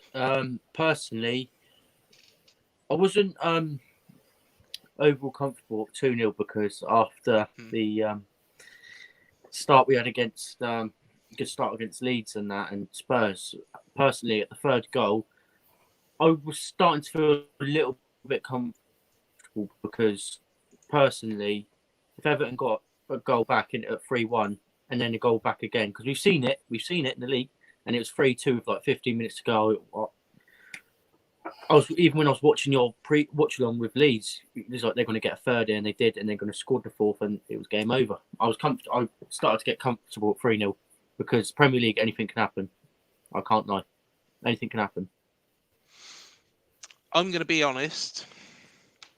The only time I felt comfortable was in that 69th minute when Jaden Anthony scored the third one, because we can see the going game out. through my mind, yesterday, I did think if we concede one goal, then we're going to be right under the cosh and we could be in trouble. One goal Yeah. normally leads to two. Two normally Because- leads to three. Yeah. I think that is the scenario. Whereas against Leeds, yes, they scored first, but as soon as they got that second goal back, the whole impetus of our side changed against Leeds. And Was that you know, substitutes and that? yeah, I think personally, I think that's what happened. You know, I've it got a just point all, to make about that in a second. Yeah, carry on. yeah. So, go on, make your point, because of course one of the substitutes scored. Yeah, fair enough. The substitute scored, yeah. But as much as I like Gary at the minute, I want him at the job till the end of the season, see how he gets us on, right? The only two probably mistakes he's probably made is keep the team how it is until the clock starts to run down. And I think when we played Leeds and Spurs, he brought more of a defensive, more defenders on, which obviously brung the attackers off and bring more defence on, which may invite more pressure onto us. Because and then we were under the cosh as soon as we were 2 goals up, and then it goes either 3-2 with Leeds or 2-1 with Spurs. I was like, as soon as they scored, I was like, oh God, can we see this out, or are we gonna get punished? And we got punished, and we have to learn from that. But the thing that does annoy me the most is it's out of the 7 goals we've conceded. Hello, Matt. Sorry. I should have stopped. Out of the 7 goals we conceded, the 4 with Leeds and the 3 with Spurs that we've conceded, 5 of them were from set pieces. Yeah. And I think that's on the training ground that Gary O'Neill should get them working on the defenders on trying to stop the set pieces, because that's what I think's been our main problem this season so far. It's not scoring enough goals. We're doing that. We're not like Wolves. We're not scoring enough goals. We're scoring plenty of goals this season. I mean, it's just the what do you call it? Just said it a minute ago. Set pieces that we need to work on. But yeah, I mean, they defended really well against Everton yesterday. Personally, my prediction was I think it was like 3-2 Bournemouth, but because we have been leaking a few goals this season, but I'm happy with the 3-0. I've got another point to make as well. It's towards Connor, actually. Did you see Everton fans were kicking off yesterday? Iwobi threw his shirt in the crowd, and they were literally that annoyed they threw it back. Yeah, it's a weird one because Iwobi's probably our best player this season, probably other than Pickford. So he's one of the only players I'd argue he's a good player for us this season. So it's a bit harsh that it's him that's at the forefront of that. But I think it's the beginning of the end for Lampard, because I've seen it before when the fans do this. Not enough. I think he still lasts a while because there's still a lot that like him. But I think it is starting to spell the end just because it's the first kickoff. But from the looks of it, nobody could really figure out what had gone on. Iwobi sort of was a bit confused. Jordan Pickford tried to come over and make a light of it. He ended up walking back off, shaking his head, not quite knowing what's going on. Frank Lampard's trying to tell him to, calm down. It was all just a bit strange. I feel sorry for Iwobi because I don't think he's the player. I don't think the fan is venting so much at him, just venting, and Iwobi's tried to do a nice thing, throwing his top in the crowd. And after, some of these fans will probably have either travelled twice this week down to Bournemouth, or they've stayed over in Bournemouth for the 2 fixtures. It's a long way to go from, where we are near Liverpool and in Liverpool all the way down there. So you can sort of, it's clearly just frustrations have vented. Iwobi's threw his top, a fan's thrown it back. It's not the first time I've seen a fan give an Everton player stick. It's not the first time I've seen a shirt be thrown back at him. but it obviously isn't great for the club either. It doesn't make us look very good that the fans are once again doing this. But I've seen our fans fighting in the same stand, so over stuff. So it's not a shock either. I didn't watch it and was shocked at it. I think this is on to the Gary O'Neill part, but are we as a club scared to take a risk? Well, I don't think Bill Foley's scared to take a risk. I think at the end of the day, he's in Vegas, but I think he would take a gamble. And I'm sure, Matt, you'd agree that Bill Foley would take a gamble, but it's a case of, do we really want him to? Go on, Max. As you were saying, sorry. Yeah, with the Iwobi situation, I can understand that they're frustrated, and I mean, fair play to Iwobi for at least going over there and saying sorry and that, because some players are actually that embarrassed they'd walk off down the tunnel because they know they were in the wrong and they've not put out a good display. There's an argument with what went wrong in the away end yesterday, because with the fans, fair enough to Iwobi going over there, but I can understand the fans are frustrated, but if that was me, I'd have just kept the shirt. I mean, it's worth a lot, so... There's Max thinking of... Whacking it on eBay. It's worth a lot. He's going to stick it up straight on eBay. You wish he threw it into our crowd, and it'd be straight on eBay. You'd be flogging it tomorrow. It's not that. Personally, how do I say it? I thought it was quite harsh on Iwobi, actually. I mean, he tried saying sorry and that, and I can understand the fans were frustrated with him. And yeah, that's what I can say. But personally, Max, I don't think it's harsh. We had this conversation. Yeah, I know it's not leaving that, because at the end of the day, the Everton fans have come all that way from Liverpool, paid their money to watch the game, and what they've seen. And let's be honest. If we went up to Liverpool, we saw ourselves thrashed 9-0. We weren't happy. Yes, we probably did it in a joking way, but still, if that had happened a couple of times and we were in the relegation zone and it wasn't the start of the season, we've got every right to vent our anger, especially if, let's be honest, we're a small club, but especially if we're the size of Everton. I mean, it was that a question to me? Or that was you. That was to you. For me, was it? Yeah, because you come up to Liverpool. Yeah, because I think someone's put £1 in Max tonight because he hasn't stopped. Well, I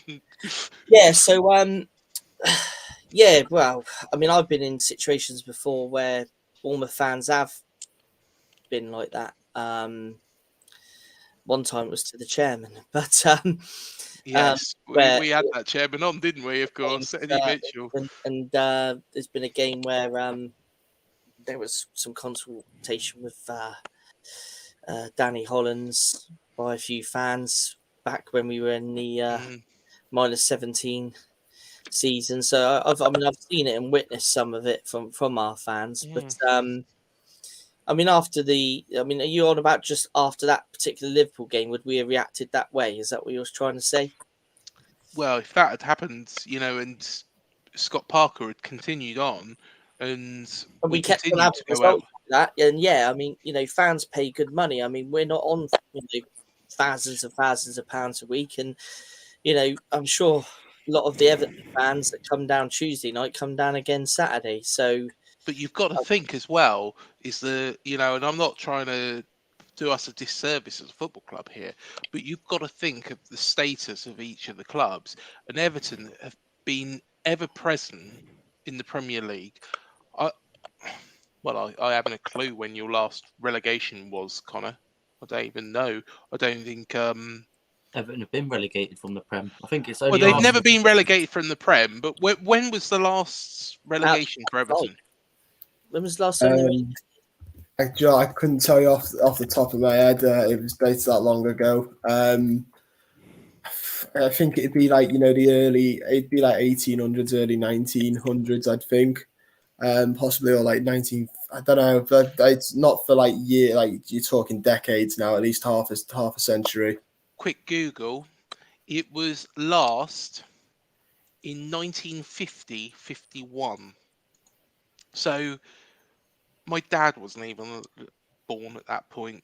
No, that was mine. No, it's mine. So, well, there we go. You know, it's a strange one, isn't it? I mean, football fans should be allowed to vent their anger. Really. I mean, they pay good money. You know, I mean that travel from up Liverpool. You know, we've done it, Craig, after a 9-0. You know, that M6 is a long old journey, isn't it? And I mean, I'm not surprised the Everton fans reacted like that. Really, to be honest. No, I think the one thing I do agree with Max is it's just a shame it's a worry because he's been very, very good. I think that might be what Max meant by harsh on a worry, because he's one of the shining lights of this season. But I also agree there's a long way to travel for a poor performance. I think it was only a worry because he dared to make contact, and that's where he was punished for making contact, and then he was seen as the right way to vent.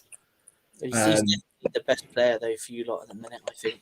Totally. I mean, because he played Tuesday night as well, and I said to you, Craig, he's about the only one out there that seems to be using his talent. So is that from Cody? No, it's not close. He's a good player as well, but yeah, he is a good player. I watched his interview with Bournemouth against Bournemouth. Who, Conor Cody's? Yeah, he said, it's not good enough from us today. Normally, we can understand why the fans are very upset and distraught in your way. And personally, this isn't us as Everton Football Club setting standards like this. We should be fighting for cups and at least Europa League, like past few seasons ago. When just like hopefully after the World Cup, we can build ourselves back together and play well as a team, and we should be okay. Yeah. Well, fingers crossed. Yeah, definitely. Of course, we could go through that third goal, but beautiful header by Jason Anthony, wasn't it? Poor Martin, really, wasn't it? Pickford got a hand. I think Pickford got a hand to it, didn't he? But it just deflected straight in off of his hand. Yeah. Mm-hmm. What did you make of that third goal? It was as if he pushed it in, actually. Oh, did he? You can see that on the highlights if you want, mate. I thought he tried to make the save, and I thought it went like that. You know what I mean? Personally, we scored from a set piece this season, or was that the first one?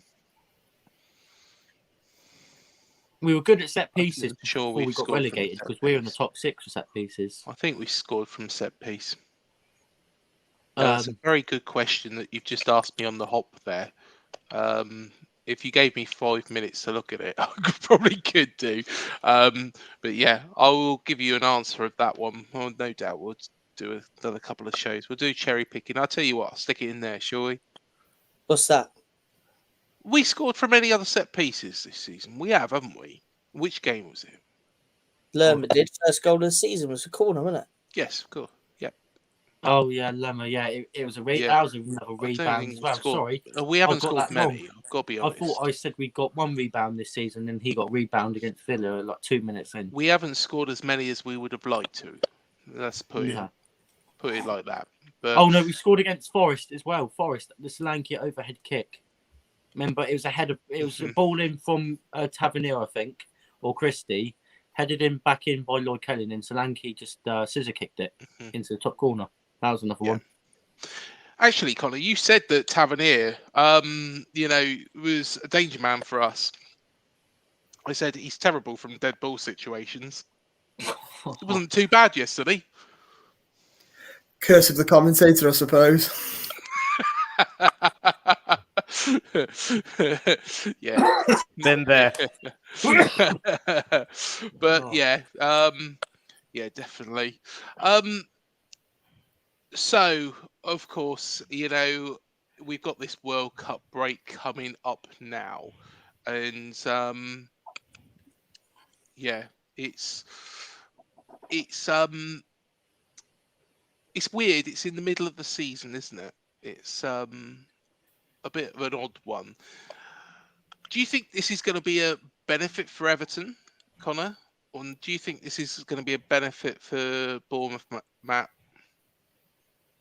Let Connor go. Do you want me to go first, yeah? Yeah, Yeah, go for you it, go. mate. I think it's tough. It's tough, isn't it? Because like I said before, it's you've never had a better time to sack somebody. So if we did sack him, and it was the right choice, I think a couple of Everton fans are now starting to realise out the managers available. There is Sean Dyche, who I think probably suits getting the best out of these players right now. If we were to do that and it worked and he got the pre-season, then you're looking at it like it's brilliant. But I don't think we are going to do that. So it now depends on if Frank Lampard can sort of, to the best of his ability before the next transfer window, because I think you can only do so much with what he's got. He's got to be drilling, attacking drills, creative drills in this pre-season. We're going out to Australia. Only 3 of our lads, I think, are going to the World Cup. So not a massive amount of the squad is left, is not there. I think it's like Pickford, Onana, and Idrissa Gueye.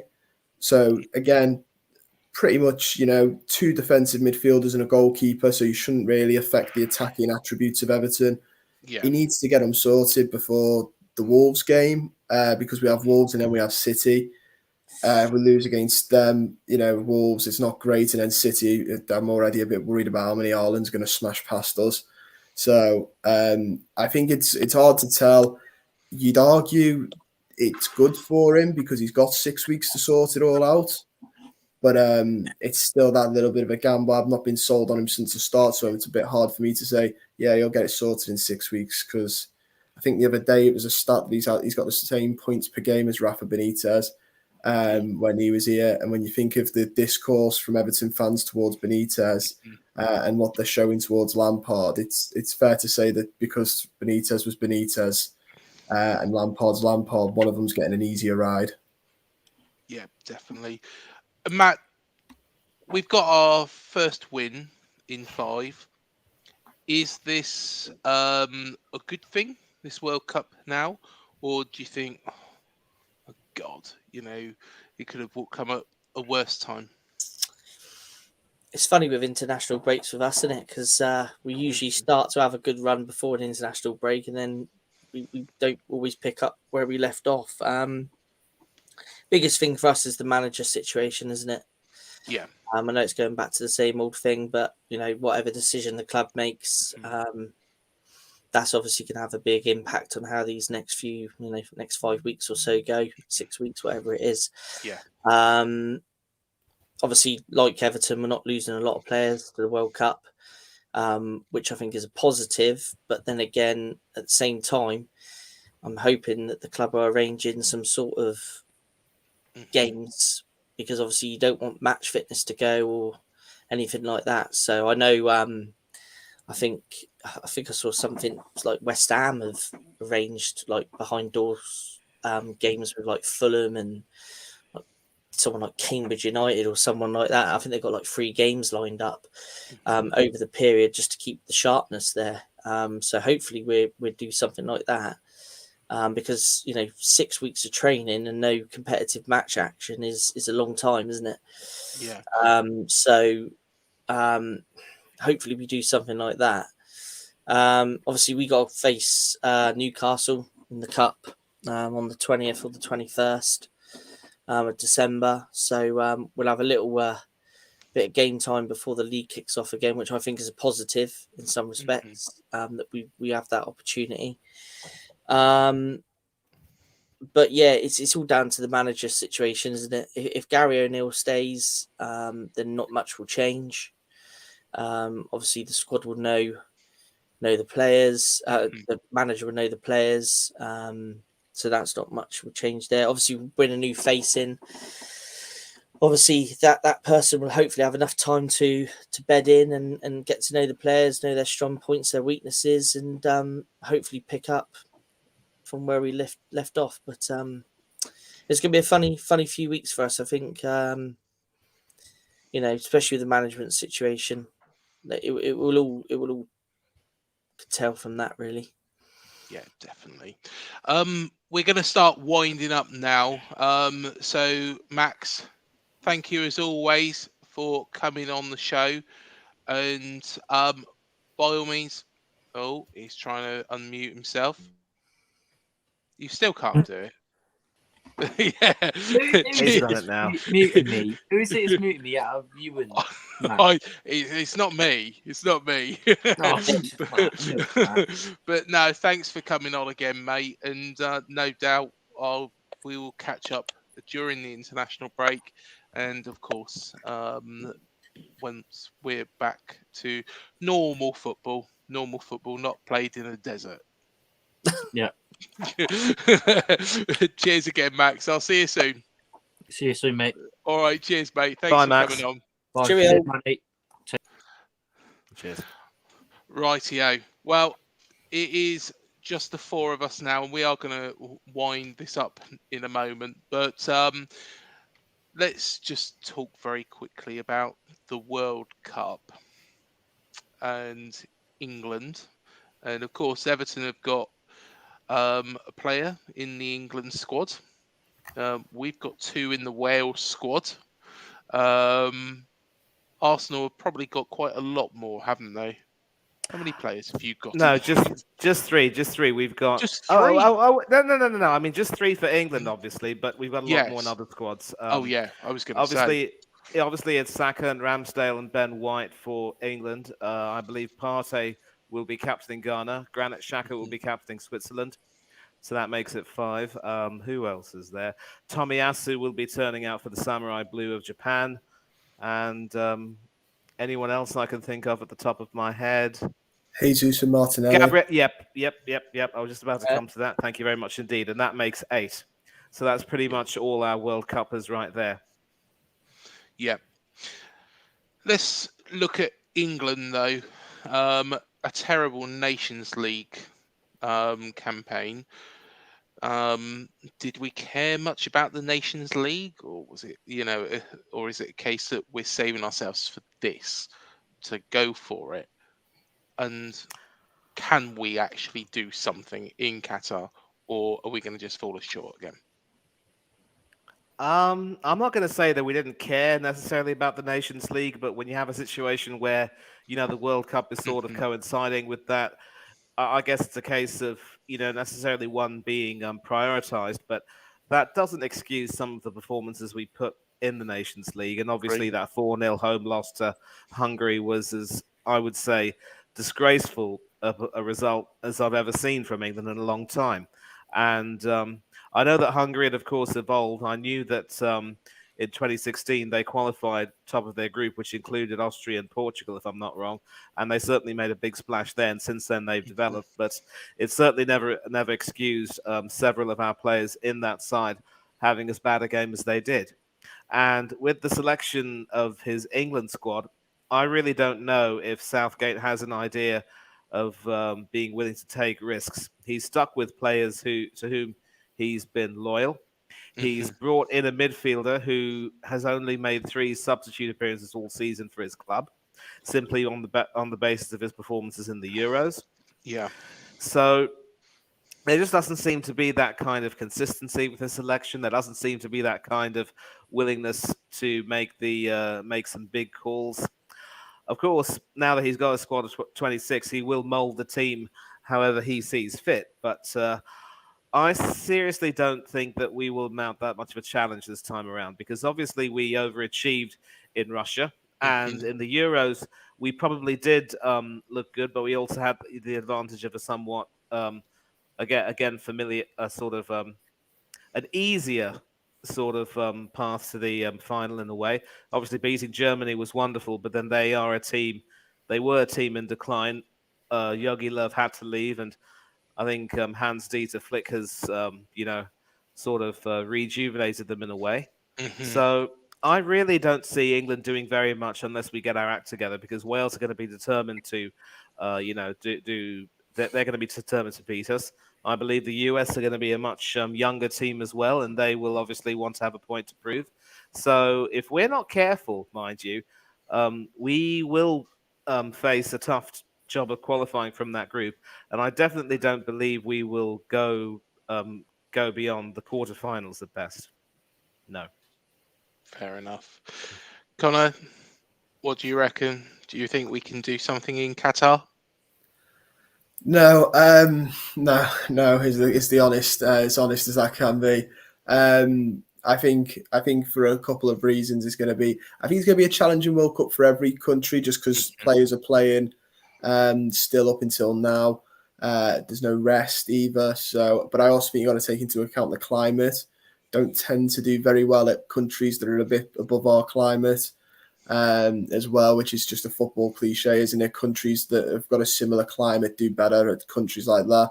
But I think it's just it's interesting. So I watched Jamie Carragher saying on Sky that he reckons Southgate should walk afterwards anyway because he's been disrespected. He's about as good as Alf. I think he compared him to Alf Ramsey and stuff like that was interesting. And he's got stick recently, but I think some of it's fair enough when you watch how dire some of the football is. It's a bit too defensive sometimes when you think of the creative players that we've got in the England squad. And some of his selection, like Tomori not going to the World Cup, seems a bit of a shocker when he's won the Serie A. I don't know if that's just a case if he just doesn't watch Italian football and he's just looking at the Prem and it's a bit of Prem bias.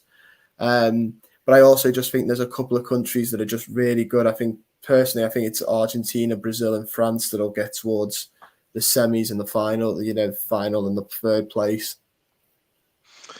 What do you reckon, Matt? I mean, the group. I mean, if we don't get out of that group, then that's a disgrace, isn't it? Really. Yeah. So at least we should get out of the group. But after that, I can't see much else really.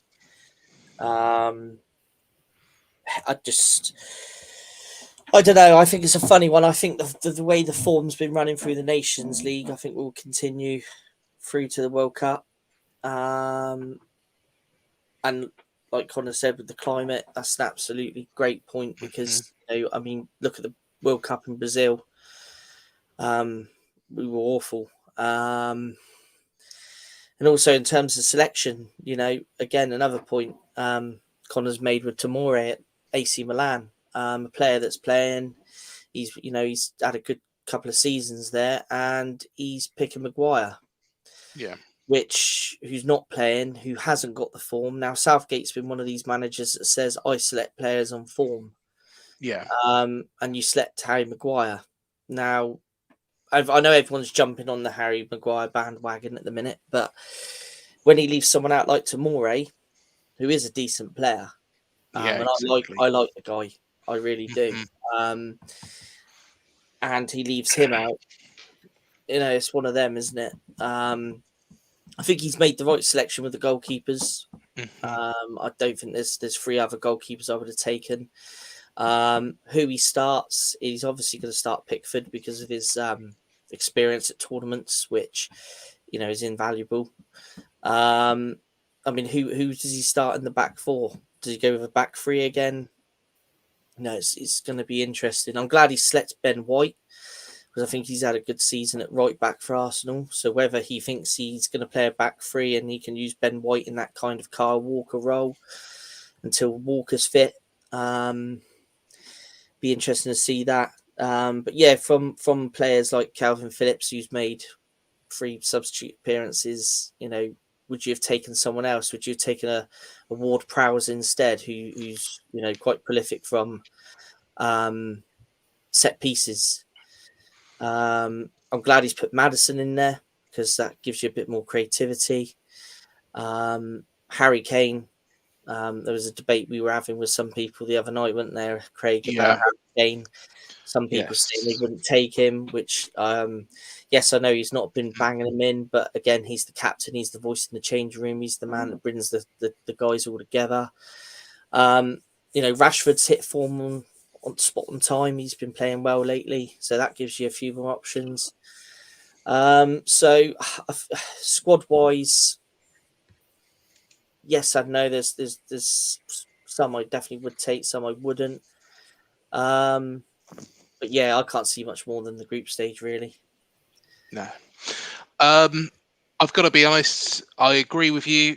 If we don't get out of that group, it is an absolute embarrassment. Iran aren't a strong team. We know that. The Welsh, yes, we've got 2 Welsh players playing for Bournemouth, but let's be honest, with the quality England have got, we should be beating Wales. US is always a difficult one, but again, we should be getting 9 points there. Personally, we should be getting 9 points from those teams. I've mapped it out and looking at it. If we get to the quarterfinals, the most likely team, if we win the group, is France. And that will present our big test. If we do something against France, then The country be going mad. Yeah. And everyone be behind the team. So let's hope that happens. We're talking a load of rubbish right now. Let's be honest, though. What's the chances of us doing anything against France? I can't see it. I can't see it. So I think actually, Craig, we might have a chance because let's bear in mind they're going to be without Paul Pogba and N'Golo Kante. Those 2 guys were the cornerstone of the midfield that won them the tournament last time around. Both of them are injured. Now, there are some other replacements who have come into the team and who have done quite well. Tchouaméni at Real Madrid certainly is in with a shout to start. Guendouzi, formerly of Arsenal, now with Marseille, on loan, of course, has found a place in the squad. Whether he will be selected to play in that position, I don't know. But they're going to miss the experience and quality of Pogba and Kante. And if, as you say, England do face France and end up causing France quite a few problems, it should be interesting. We could be in for it, but I really don't think that with his lack of match fitness, Calvin Phillips is the answer. No, and that was an absolute blunder, really, by Southgate. You can't select a player who hasn't played barely this season. Yeah. Just a quick question to Manny, Craig. Does Southgate go at the end of the tournament? Or does he stay? I'd like to see him go, but the only problem is, would the board be willing to let him leave if they feel as though they've pretty much hedged their bets on him and want to see him continue? I mean, they've certainly given him a contract until the Euros. I'm not too sure they'd want him to leave, but if he does underperform, maybe the knives will be out. He might decide to jump before he's pushed. So we'll see. Personally, I think if we do flatter to deceive, he should walk. I think the FA will keep him because he's a yes man. So I think if he's going to go, it'll be on his own terms. Oh, yes, man. Well, I think we're going to wrap it up here. But thank you so much for coming on, Connor. It has been an absolute pleasure. By all means, you're more than welcome anytime you want to on this channel, and all the best with the Toffee Blues. Really, really good channel. By all means, why don't you give it a quick shout out to everybody before you go? Yeah, no worries. Just want to say thank you again for having me on. It's been a pleasure this evening. The Toffee Blues covers Everton predominantly. We do a podcast as well. It's broken into 3 segments: the post-match review, pre-match review, and then we normally try and fill the 3rd segment with something a bit different. So players that, where are they now? Or debates about should Lampard keep his job, Lampard in and out, stuff like that. We also do so opposition clubs that we're playing. We'll get somebody a fan channel on, like obviously Craig, you joined me and I joined you, to talk about the game build up, get a perspective from both sides. So it's not just one side of the fans channel saying one thing. It's a bit fairer, a bit unbiased then. And it's nice it's also personally for someone who does it, it's nice to hear about other football clubs because, your football club sucks you in so much that it's quite hyperbole. So it's nice to just hear what other clubs are going through and not just your own. But yeah, you can check us out on YouTube at the Toffee Blues. Well, thank you so much for coming on again, Connor, and all the very, very best. And all the links will be, if you just watch the opposition preview show we did with Connor, the link is in there as well. It's actually in the title. So you click on there click on the title, it'll go straight through to Toffee Blues. And on there, it's in the header, isn't it? All the links to the website and everything. Yeah. Awesome. Well, thank you again, mate. And like I say, you're always welcome on this channel. It's been an absolute pleasure, mate. Thank you, and all the best, guys. All right. All the best to Everton. Cheers, Connor. Cheers, all right, mate. take care, Bye. mate. See you soon. And Manny, I'm sure you will be around during the World Cup. We'll be doing shows. I've actually got some things going on for the World Cup, so it should be quite an exciting period. Not sure how many of the 32 clubs I'll be able to get people from, but we should be able to hear from some of them. I think I've given you some contact details of a guy for Australia. Have you gotten in touch with him? I haven't actually. No, I need to do that. Ping him over to me again. Ping him over to Will me do, again. mate. Yeah, Will do. but Will yeah, do. thank you so much again, Manny, for coming on. It's a pleasure as always, and yeah, we no doubt we'll be doing all these shows during the World Cup, and please do come on as normal. Of course, of course. I mean, listen, I also want to say that I'm sorry that I haven't been able to, come on the last few, call-ins because, it's not been easy to try and watch Bournemouth in action. I actually want to make sure I watch the full game so that I can really contribute a bit more rather than simply watching the highlights package and giving my perspective. I mean, everything you lot do, it's amazing, and I want to make sure that I will do a bit more. And I have been swamped with quite a bit of stuff in between, but but the fact that you've welcomed me so warmly, it's wonderful, and I shout your channel out on every other stream I go. So I'm going to make sure that you get some decent traction. Yeah, you're part of the team now, Manny. You're part of the team. We're not letting you go, mate. We're not letting you go. You wouldn't even force me out if you tried, mate. Thank you so much. Danny is our voice of reason. Exactly. Yeah, it keeps the rest of us in check, don't he? Yeah. Well, I try. I mean, listen, there are some people who don't really appreciate a voice of reason, as it were. Certainly not some of my fellow Arsenal fans who were so, wedged in with Arteta, if you will. But the season isn't even half over, and we have a lot of big tests to overcome. But it's not just about being tribal and being a fan of a club. It's about being a fan of the game. And I always say every time before I go, it's not that we love our clubs any less, but we love the game more, and that's why. We come to these streams, we have discussions about issues, and we come to resolutions. That's the way it should be. It's not just about tribal banter of sorts, if you know what I mean. Most definitely, mate. Most definitely. And yes, I will be in touch, and we will be doing lots of stuff during the World Cup. And I'm looking forward to that. I'm looking forward to it, obviously. Definitely. Looking forward to it. And what about that reveal? Or do I have to leave before you reveal? Yeah, jump onto YouTube quickly, and me and Matt are going to do the reveal in. And I'm not doing it in an American accent. 2 minutes.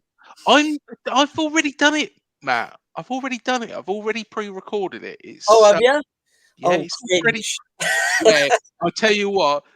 It'll come back. It'll go through once, and Matt will just be bursting into tears of laughter afterwards. Oh, I don't know why I've done this. I do not know why I've done this, but in a moment you will see what I mean. But yeah, thank you again, Manny, and I'll give you enough time to jump onto YouTube just to watch this. I'm actually on that thing right now. Is it on this show or is it on another? It will be, video? yeah, it will be on this video. Oh, all right, so I might have to leave StreamYard then, yeah. Yeah. All right, but listen, boys, thanks a lot. It's been wonderful, and you will see a lot more of me. We'll see a lot more of each other. Enjoy yourselves. Take care. Don't do anything I wouldn't do. I'm out. Yeah. Take care, lads. Cool. Cheers, mate. Take care. Thank you. Thanks, then. Bye bye. And then it's just the two of us. It's just the two of us. So yeah, it's been a good show tonight, hasn't it? Yeah, it's nice. Actually, just while we're on that, just before we go, I got in touch with Simon. And he has had some technical issues again, but he'll have them sorted for the next time. So he will be on hopefully. So no problem. I've been in touch with him. Absolutely so fine. unfortunately, technical issues, but Yeah, no problem. points It, on, it, so. it, it happens. It happens. And at the end of the day, Simon's been brilliant when he's been on. So, we always love hearing from him. We love hearing from all the fans, to be fair. So, yes, it's a shame, but it's one of those. I'm sure he'll be back on once. Yeah, he says he'll be back on, so we need to make sure that we please invite me again next time, and I promise to have it sorted. Most definitely. So let's do a little bit of a build up to this. We've got 8 people watching at the moment on YouTube. We've got many more on Facebook, many more on Twitter. We did a very special interview with one of my favourite players that's ever played for this football club the other day, and it was an absolute honour. Yes, it was. Yeah. You're just waiting for this reveal video, aren't you? I try not to put my foot in it before you've done. I don't want to put your video to waste. So, no, EPT. that's fair enough. That is fair enough. You're gonna cringe at this. You are gonna absolutely cringe at this, and you're gonna come back on pissing yourself laughing. So yeah, it's an absolute honour to have spoken to this person. And one thing I will say is, of course, all football players get injuries, but nobody I've ever known has gone into it in so much depth and shown us the extent of the injury and explained how they got back to it. And Fletch did. Fletch told us quite a bit, didn't he? But that's Fletch for you. Fletch will tell you absolutely everything, and that's what's great about him. But I've never known a player other than Fletch really go into so much detail. Yeah, he was so open. He was so more away, so people actually watch it. To say to be. I'm not going to give any more away. No. T Craig, come on, put us out of our misery. Play VT. Right.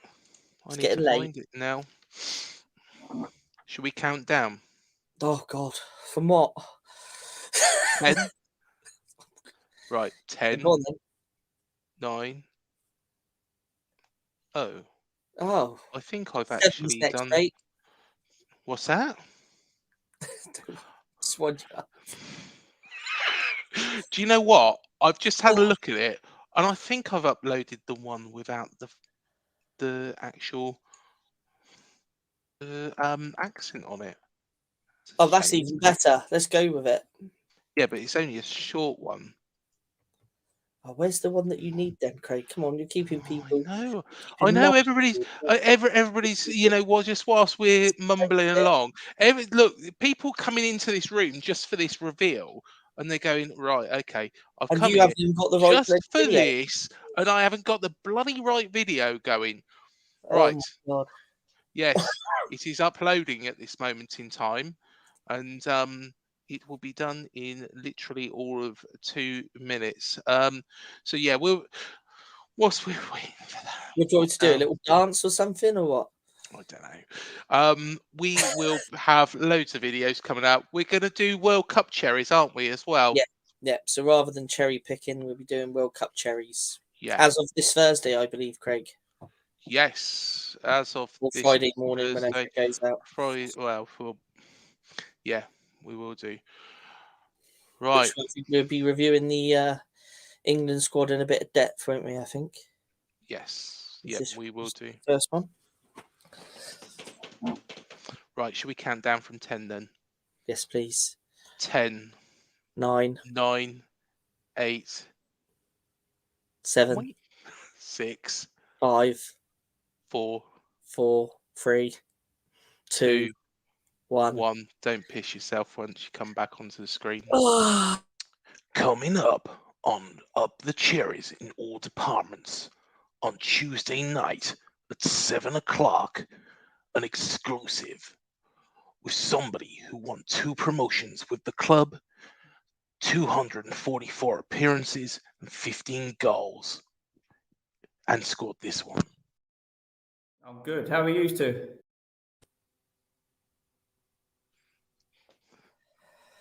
I'm surprised you're not laughing more than you, or did you just chuckle whilst that was going on?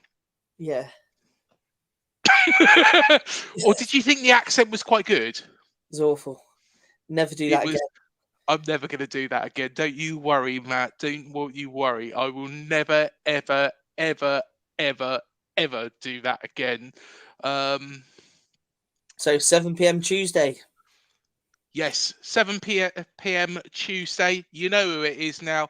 We've got Super Charlie Daniels on here, and you will be able to hit that bell on that video in a moment. It will premiere, so do watch it at that time.